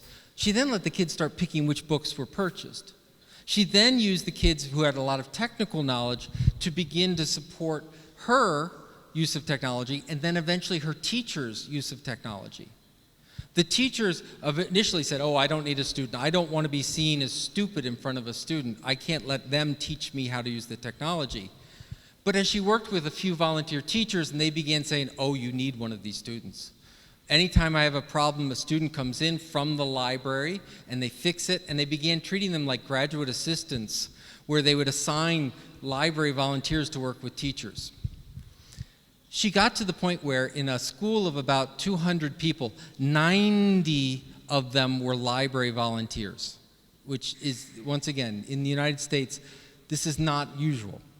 She would have parents who would call her at 8 in the morning saying, I'm sorry, my son can't do his library time today, even though their son was scheduled for 5 minutes at the beginning of a day and frankly didn't matter. But that's how important this was to students. Now, I tell you this story because when you look at school libraries, that's what a school librarian should be focusing on, is building that connection of students and education, not necessarily the room. But I also tell you that story because it shows you the power of a network of people who want to change. So we were having a brief conversation on our way down here. Part of why I'm in Italy is to figure out, can we build a network of militant radical librarians around the world who are busy trying to shake up all of our libraries. Finding people in Pistoia, finding people in Rome, finding people in Syracuse, finding people in the Netherlands who say libraries can be so much more than they are now, and begin so that we can rely on them. So that as we have problems, we can say, okay, how did you deal with this? And get questions. A mentoring network. I've seen now there's an international mentoring network set up between library directors in different countries. So building a network and having a public library serve as a network with school libraries that feel very isolated is a fabulous system. We also need to connect in the academic librarians who are busy feeling left out as well. And so it's a matter of us constantly networking, speaking to ourselves, building this network. I mean, so I think the answer to your question is actually the example you gave is a great example. We need to do that more.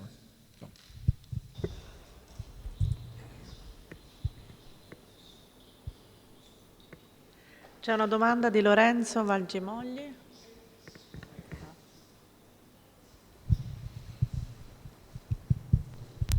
Grazie. Dunque, io non sono un bibliotecario, sono un archivista. E ho letto l'Atlante, ho ascoltato la conferenza di oggi con molto interesse, facendo anche un esperimento, sostituendo tante volte, in tante occasioni, alla parola bibliotecario la parola archivista, alla parola biblioteca la parola archivio, e devo dire che diciamo, i ragionamenti filavano, andavano avanti lo stesso, erano perfettamente coerenti. Quindi mi domandavo, siccome appunto gli archivi sono luoghi dove esercitare una missione sociale di notevole per l'esercizio appunto della democrazia da parte dei cittadini, per la garanzia dei diritti civili che passano attraverso appunto il documento d'archivio. Ecco, se nella sua esperienza appunto soprattutto in ambito anglosassone, insomma comunque americano, è possibile oggi, nei confronti che ha avuto eventualmente con gli archivisti del luogo, parlare anche di una nuova archivistica oltre che di una nuova biblioteconomia, perché in Italia la situazione è molto come dire, ferma alla considerazione degli archivi come luoghi di consultazione di fonti storiche e non come luoghi di esercizio di democrazia sul documento contemporaneo, sui diritti civili correnti. Ecco, grazie. Thank you very much for reminding me.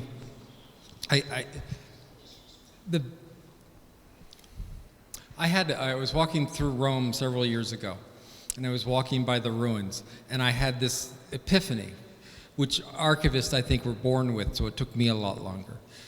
Which is, in the United States, we use the phrase cultural heritage, and I know around the world we use cultural heritage. And for too many people, and I will put myself in that camp, we sort of define that as history.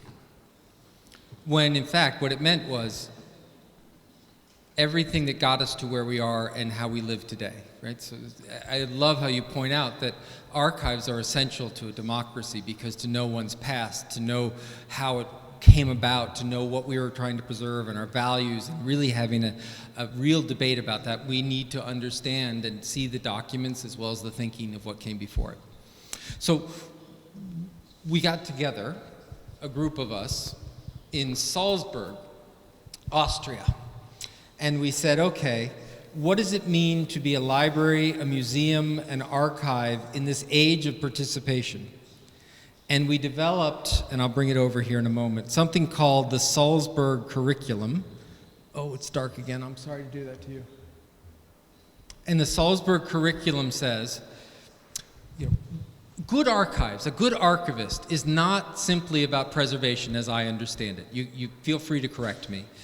It is the idea of wedding preservation with access. The idea that we preserve these things not to have them forever, we preserve them to use them forever, to understand, to see them, to study them as well as live them and be inspired by them. And so what this thing did is it said, okay, we believe that there are certain values that librarians, museum specialists, and archivists should have. We should believe in openness and transparency. When we repair an ancient manuscript, we don't do it to fool you, we do it to preserve it and document what happened.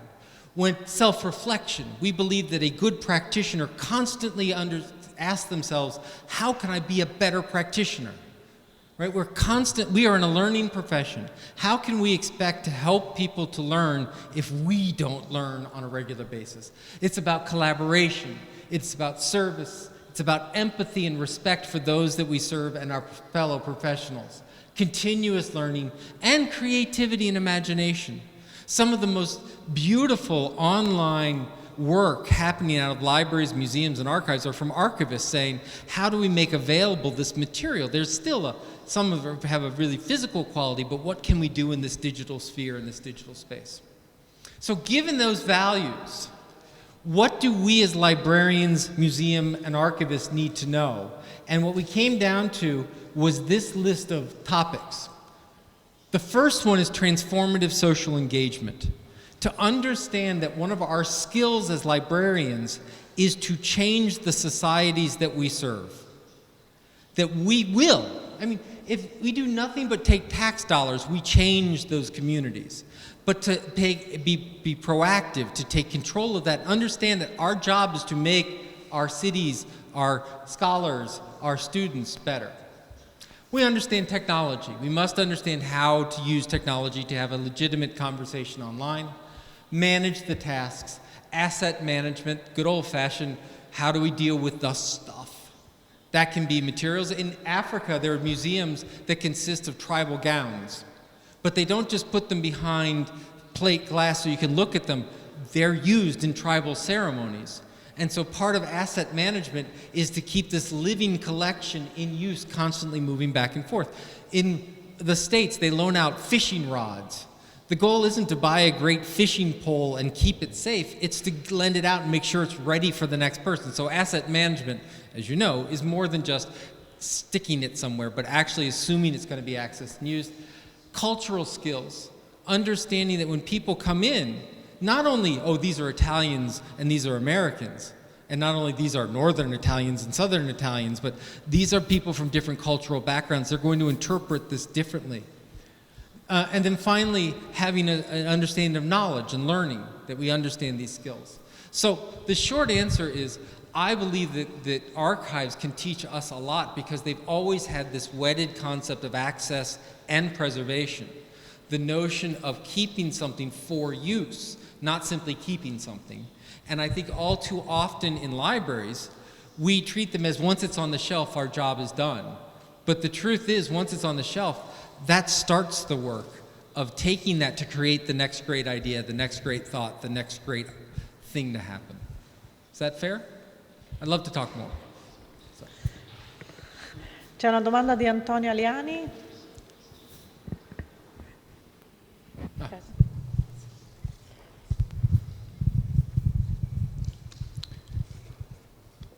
La lettura del suo Atlante mi ha messo in forte difficoltà, crisi, però l'ho superata e penso di essere in una fase di rigenerazione bibliotecaria, anche se ho 61 anni e quindi la mia prospettiva è comunque di pensare al pensionamento, però mi sono convinto che questa occasione non potevo perderla e quindi vorrei spendermi in questo senso.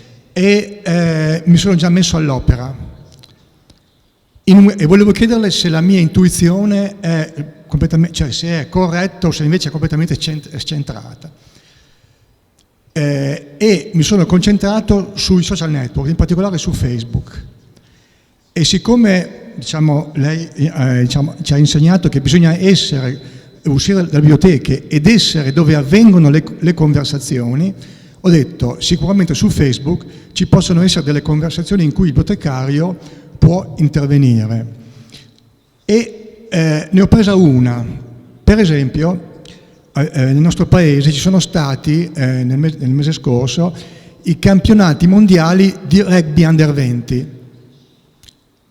Allora mi sono chiesto cosa potevo fare. Ho fatto questo esperimento, sono andato sul sito Facebook dei campionati mondiali che hanno creato appositamente nel nostro paese e lì ho postato una bibliografia che ho preparato sul rugby. Così, è un'idea che mi è venuta così sul momento, ho detto, allora ho provato e l'ho incollata lì con un link che rinviava alla bibliografia. Poi sono andato a vedere i risultati e uno mi ha risposto bravi. No. Cioè uno del senso degli organizzatori del sito, no? Mi ha risposto bravi. Quindi ho detto forse qualcosa di interessante l'ho fatto. In un altro caso invece sono intervenuto in una pagina, in un profilo di una persona che conosco che è un opinion leader, cioè quando i suoi post sono molto seguiti, no? Anche di carattere politico, a volte anche scottanti. Però mi sono chiesto, di fronte a quel dibattito, che sia dei commenti, che cosa potevo dire per dimostrare il mio ruolo di bibliotecario. E ho cercato non di esprimere la mia opinione, ma di dare degli spunti alla discussione, rinviando anche ovviamente a delle fonti bibliografiche presenti in biblioteca. Ecco, le chiedevo se questo atteggiamento può essere utile e produttivo nel senso che lei ci insegna per essere nuovi bibliotecari.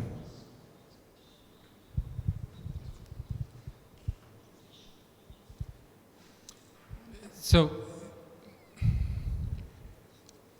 a couple of really interesting points. The first one, by the way, I'm 45 and always thinking about retirement, so it's all right. This is a fantastic time to be a librarian because we are going to be part of redefining what a library and librarianship is. Now, I say that because everyone these days thinks that this is the new moment in history, right? Facebook has changed the universe as we know it, and Twitter will change the universe as we know it, and democracy will be brand new, et cetera. And then, let's face it, indoor plumbing had a greater impact on humanity than Twitter will ever have, right? But the reason I say that about librarianship is because we're not the first to do it. Librarianship has had moments of great transformation in the past, right? Another bald guy with a beard from upstate New York called Melville Dewey kind of changed the profession a little bit 100-some years ago, right? 100 years before that, when we moved from clay tablets to scrolls, there was probably a library committee formed to talk about mobile technology, right? So librarianship is a field that exists for 1,000 years because we constantly change it and rethink it. And we're at a point now where we can rethink what the field is, and I find that very exciting. Some people find it really scary. I find it fascinating. I find it fabulous. I can't wait to see what happens. Which I think goes into your second point, which is, yes, we're going to go out to these conversations, and we're going to find out that a couple of things when we get into these conversations, whether they're online, out of our buildings, when we go sit in these organizations, we're going to find out that they're not all civil, that they're not all nice conversations, that people, particularly online, can be very, very mean and nasty.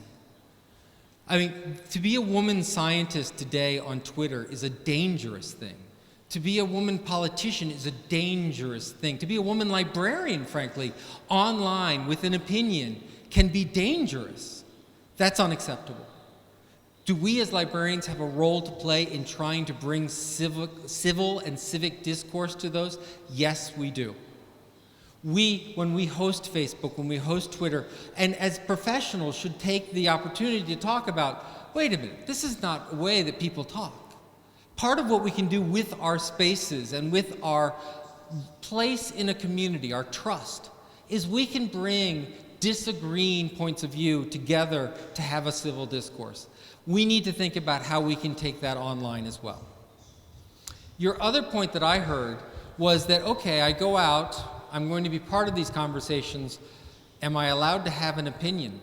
Or worse, I want to have an opinion, I want to have something to say, but people say, no, no, no, you're a librarian, or worse, you're a public librarian, you're paid for by taxes, you're not allowed to have a perspective. This is not what the nature of a professional is. The nature of a profession is that we have principles and values that we live up to and we make very clear. We are intellectually honest, but we do have perspectives and we do shape them. And we do shape these conversations. I was having this argument with a librarian. He said, civil servants should not make decisions. You wouldn't expect the people who run the water authority to tell you how to use your water. This was 2 years ago. In California, in the United States, there's a massive drought. Guess what? The civil servant says, this is exactly how much water you're allowed. You can't water your yard. You can't wash your car. Because the civil servant must make a decision for the betterment of their mission and of the functioning of their community. As a librarian, if you add no value, you have no opinion, you are neutral, how do you make things better? One of the things that we sort of skipped is, I said we're about improving society. The question I often get is, according to whom? Who says improve? Who says this is better? And part of the answer is we bring our community and we say, what's better for you? Too often as librarians, we treat our communities like they're problems. Like they're a host of people walking around missing parts. Oh, they need more literacy, we'll give them more books. Oh, they need more technology, we'll give them access to computers. Oh, they're missing a place to go, we'll give them a space. We constantly access and remind our communities of what they're not, of what they're missing, of what their problems are. If you had a friend who did that, you would not have that friend for long. Oh, that's a lovely outfit on someone else. I think you should apply for that job. You won't get it, but it will be a good experience. Right? Eventually you stop talking to them. If we as librarians say, oh, you have a lovely community here, if only you read more, if only you had access to the internet, if only you could use technology, eventually the community will say, I'm not missing something, why would I go to a library? As opposed to, imagine if you could read. Imagine if you could use technology. What wonders you could invent with access to a 3D printer, right? We approach their dreams and aspirations. So one, what is their definition of improvement? Is it more tourism? Is it more economic development? Is it more literacy? What is their definition? But as librarians, we also have a role to play in that conversation, which is, yes, we could give out ebooks to everyone, but we would also be violating everyone's privacy to do it. Oh, yes, we could do this, but by doing that, you're going to compromise the long-term access to the record. You know, yes, we could move completely electronically, but if we don't keep these records, then 100 years we'll never know why we did it. As librarians, we help shape the conversation of what is improved. So the long answer to that is, we are in a profession that's changing, which is good. We have a lot of control in that change. We need to have a civil discourse amongst ourselves and with our community about what that change is, but we must have an opinion and point of view in that conversation. I've gone too long. I'm sorry. Grazie Asta. Sorry.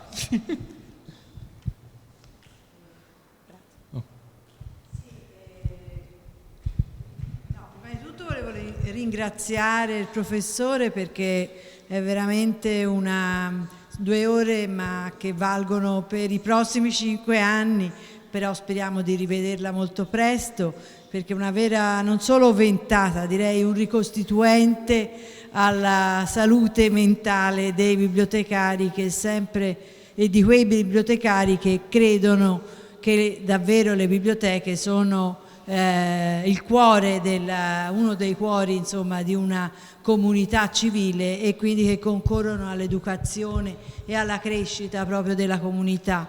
E nell'esperienza appunto che negli anni ho potuto svolgere in Firenze, area fiorentina, nella quale poi esperienze anche parallele con anche Pistoia, Candici e altre biblioteche in buona salute, diciamo così, dell'area più vicina, si sono svolti dei processi molto significativi da parte delle biblioteche rispetto alla comunità, rispetto all'apertura verso la comunità in senso proprio di conversazione, di relazione, come diceva lei, e con attività uguali, servizi, offerte fuori dalle biblioteche. Quindi ad oggi tuttora l'area fiorentina a Firenze ha un servizio di bibliobus,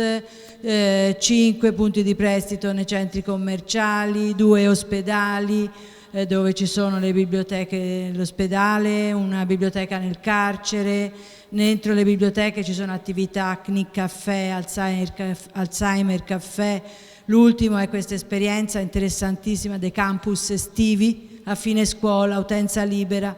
I ragazzi vengono a fare una vera e propria literacy all'interno della biblioteca per acquisire conoscenza, come si usano le biblioteche, eccetera. Quindi c'è un quadro, come dire, un panorama che è, nonostante i tempi economici e tutto quanto, piuttosto interessante, che conferma appunto ancora una volta che le biblioteche sono importanti anche nel nuovo millennium, che qualcuno metteva in discussione questa bontà, e che hanno sempre un ruolo da svolgere. L'importante è appunto, come dice lei, avere una condizione dinamica di flessibilità e di ascolto della comunità che si trasforma.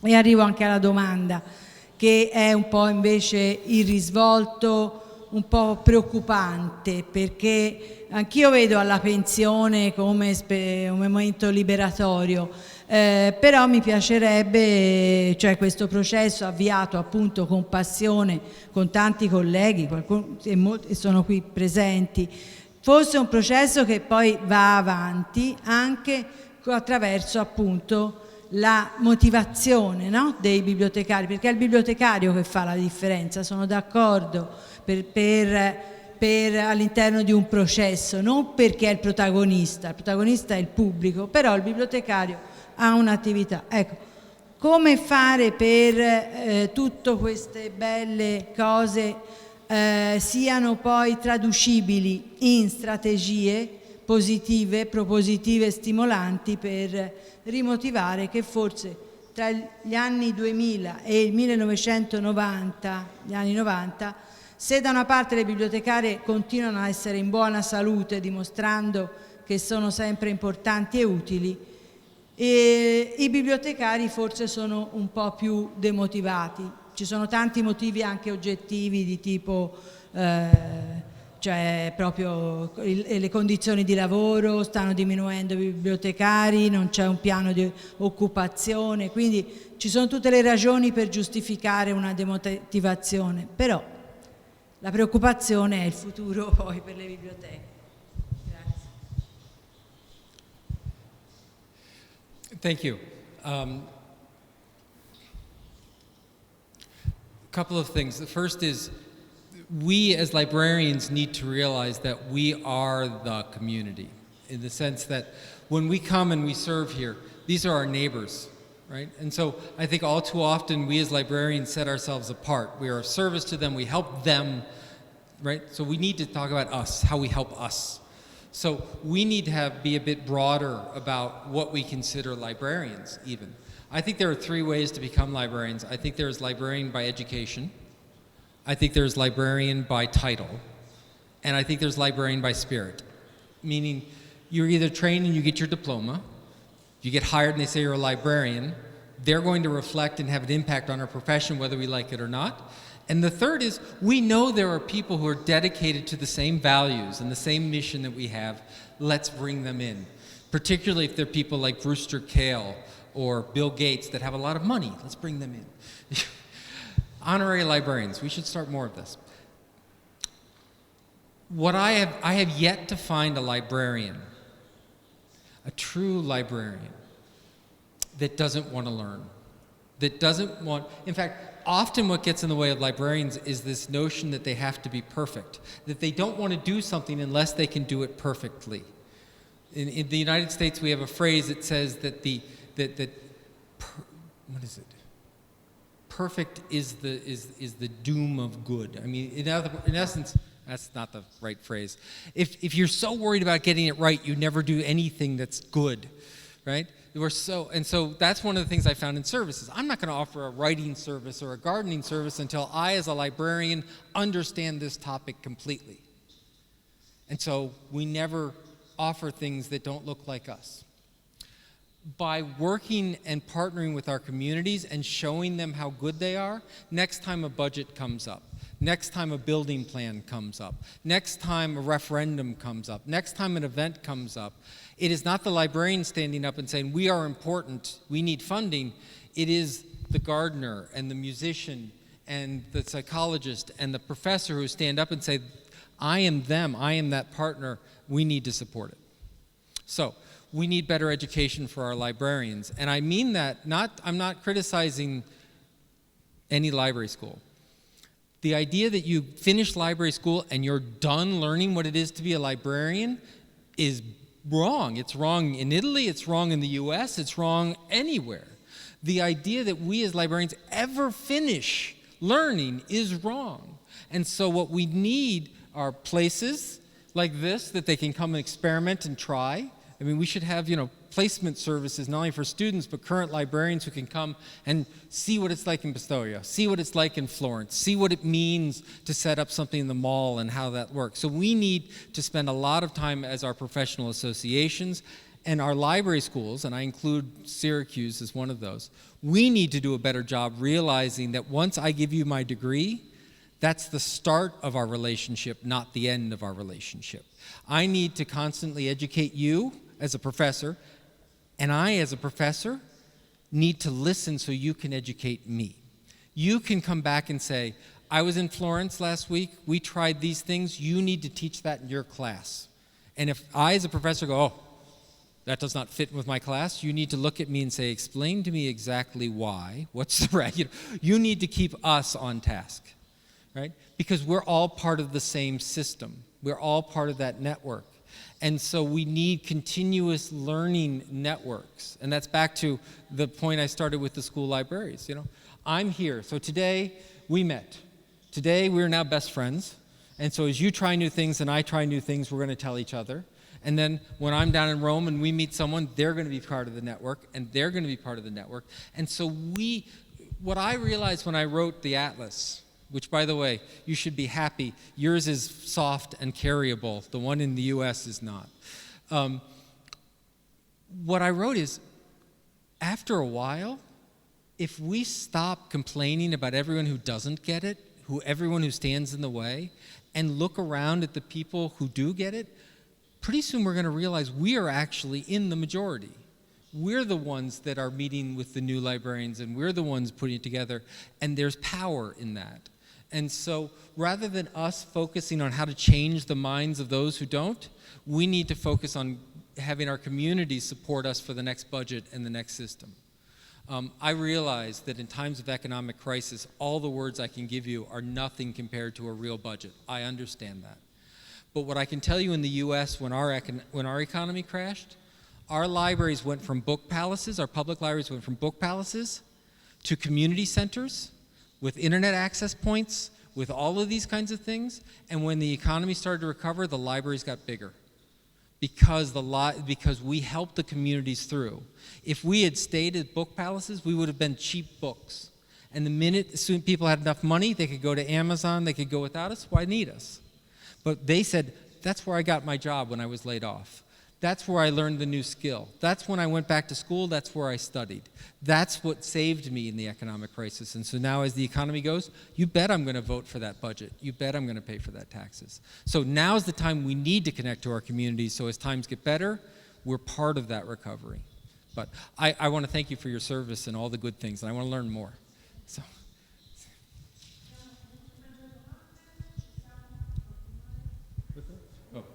Le ultime due domande. I will try to be shorter.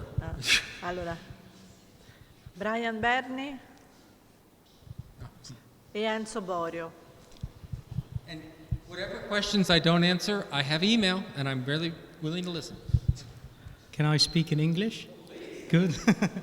The word library derives from the word book. So do you think we are going towards a future where there will exist libraries without books? That's the first part of the question. And if so, what do you think can happen to libraries that are very much centered on books, such as, I don't know, libraries with manuscripts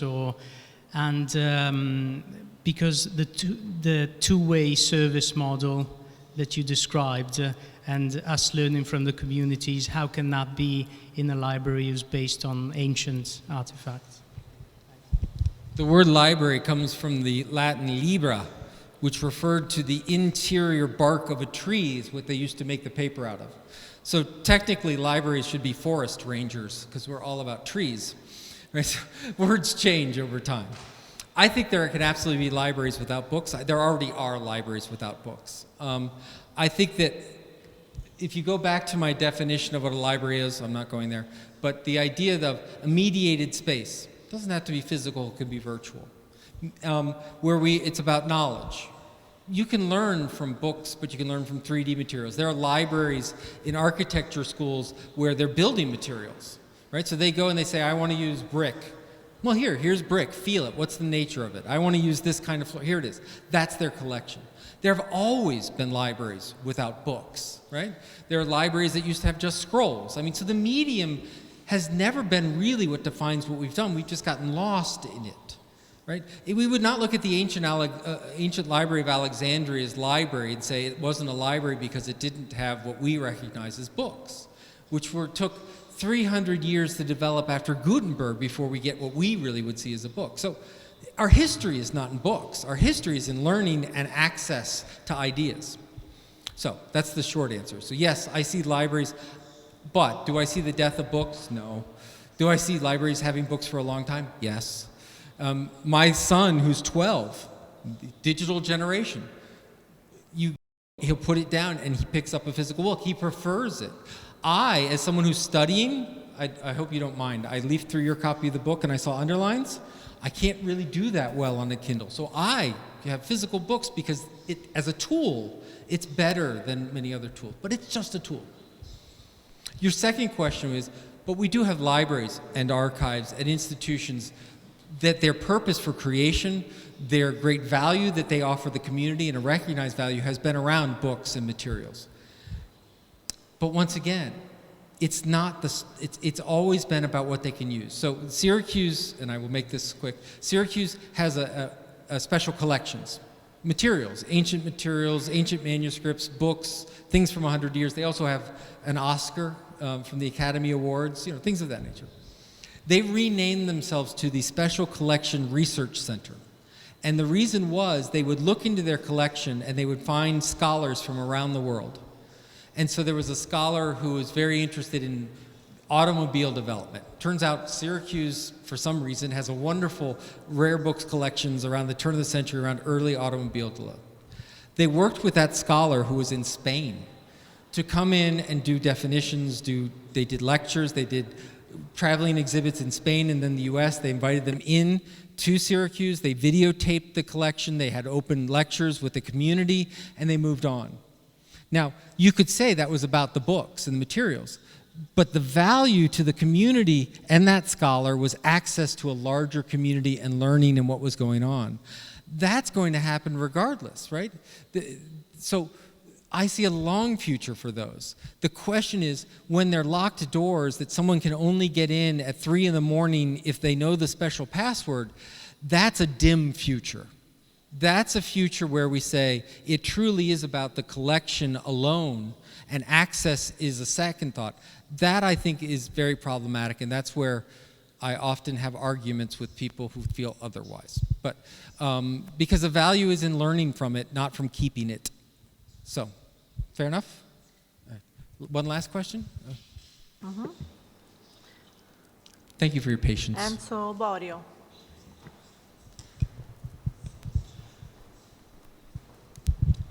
Grazie. Questo cambiamento del modo di pensare il ruolo della biblioteca, questo aumento della sua responsabilità è molto interessante, dove la biblioteca entra nella comunità, la comunità entra in biblioteca. Cambiano anche alcuni aspetti del rapporto col territorio. Ad esempio, parlo per l'esperienza dell'area torinese da cui arrivo. Noi abbiamo un ruolo vecchio del volontario, dove spesso nei comuni il volontario diventa colui che sostituisce il bibliotecario a gestire dei servizi. Adesso invece abbiamo un ruolo della comunità che entra in biblioteca con una responsabilità nel creare conoscenza e il ruolo e la responsabilità del bibliotecario diventa ancora più importante di prima. Penso di aver capito questo. E questo ruolo deve essere radicato, deve essere un bibliotecario a gestirlo. Non sempre così. Da un lato si apre una prospettiva nuova, anche del nostro futuro professionale, ed è molto importante. Dall'altro lato ho l'impressione che non ne siamo completamente consapevoli, che è un percorso che dobbiamo fare. Abbiamo alcuni nodi da superare, ad esempio il rapporto con i decisori politici o tecnici, riuscire a coinvolgerli in questo percorso di novità, di rapporto con la comunità.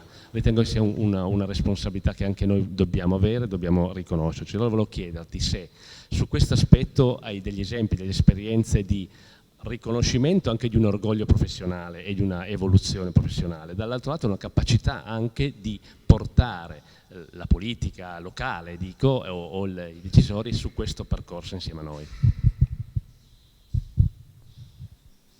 Absolutely. I was talking with the state librarian of Illinois and I said, have you considered having a fellows program? So you could have a fellow of the Illinois State Library. And she looked at me like I was crazy, going, why would anyone want to be a fellow of this? And she saw it because her daily job was walking in and dealing with broken pipes and dealing with hard to manage people and dealing with politicians. She looked at her workplace as just, oh, why would anyone want to work here? Everyone outside of that library said, oh, the library, a state library, right? I mean, if I were a fellow of the National Library in Florence, I would be telling my whole world I was the fellow, right? Meanwhile, people in that library might say, oh, but it's a, whatever. We need to understand that the community holds us in higher regard often than we do ourselves. And it's not arrogance. It is a relationship. When someone asks you what you do and you say, librarian, oftentimes they say, oh, too bad about the books. Or more times than not, they say, oh, I always wanted to be a librarian.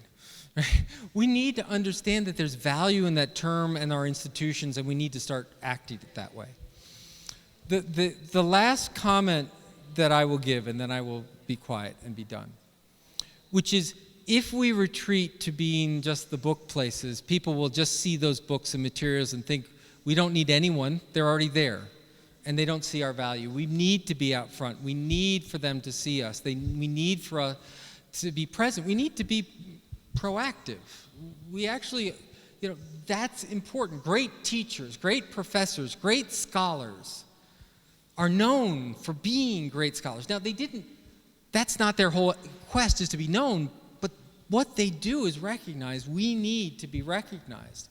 The other thing, I was talking with a professor in Portugal, and she was saying, the difference in public libraries in the United States is that they emerged from a popular movement for public education. It was a liberal, proactive agenda where people got together and said, we have to have public schools, and for kids, for people who are not school age, we need public libraries, and they're both about learning.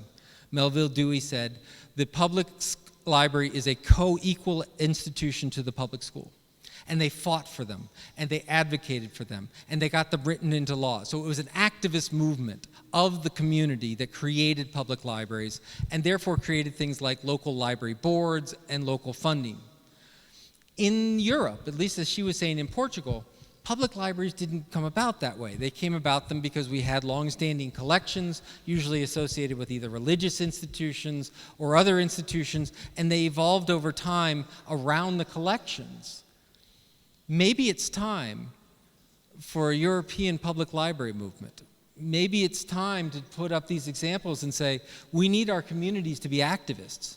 We need the communities to go to those politicians, to whether they're in Rome or whether they're next door. We need benefactors. We need the wealthy of the community and the poor of the community. We need the social activists. We need the teachers and the professors and the scholars to stand up and say, it's not about the collections, it's not about the scholars, it's not about history, it's about preserving the greatness of our neighbors, and that means knowledge, and that means knowing, and that means libraries. Can I start a revolution? Probably not my job. But if you need help, I'll be happy to carry a sign. Thank you all very much. I appreciate your time. Safe travels.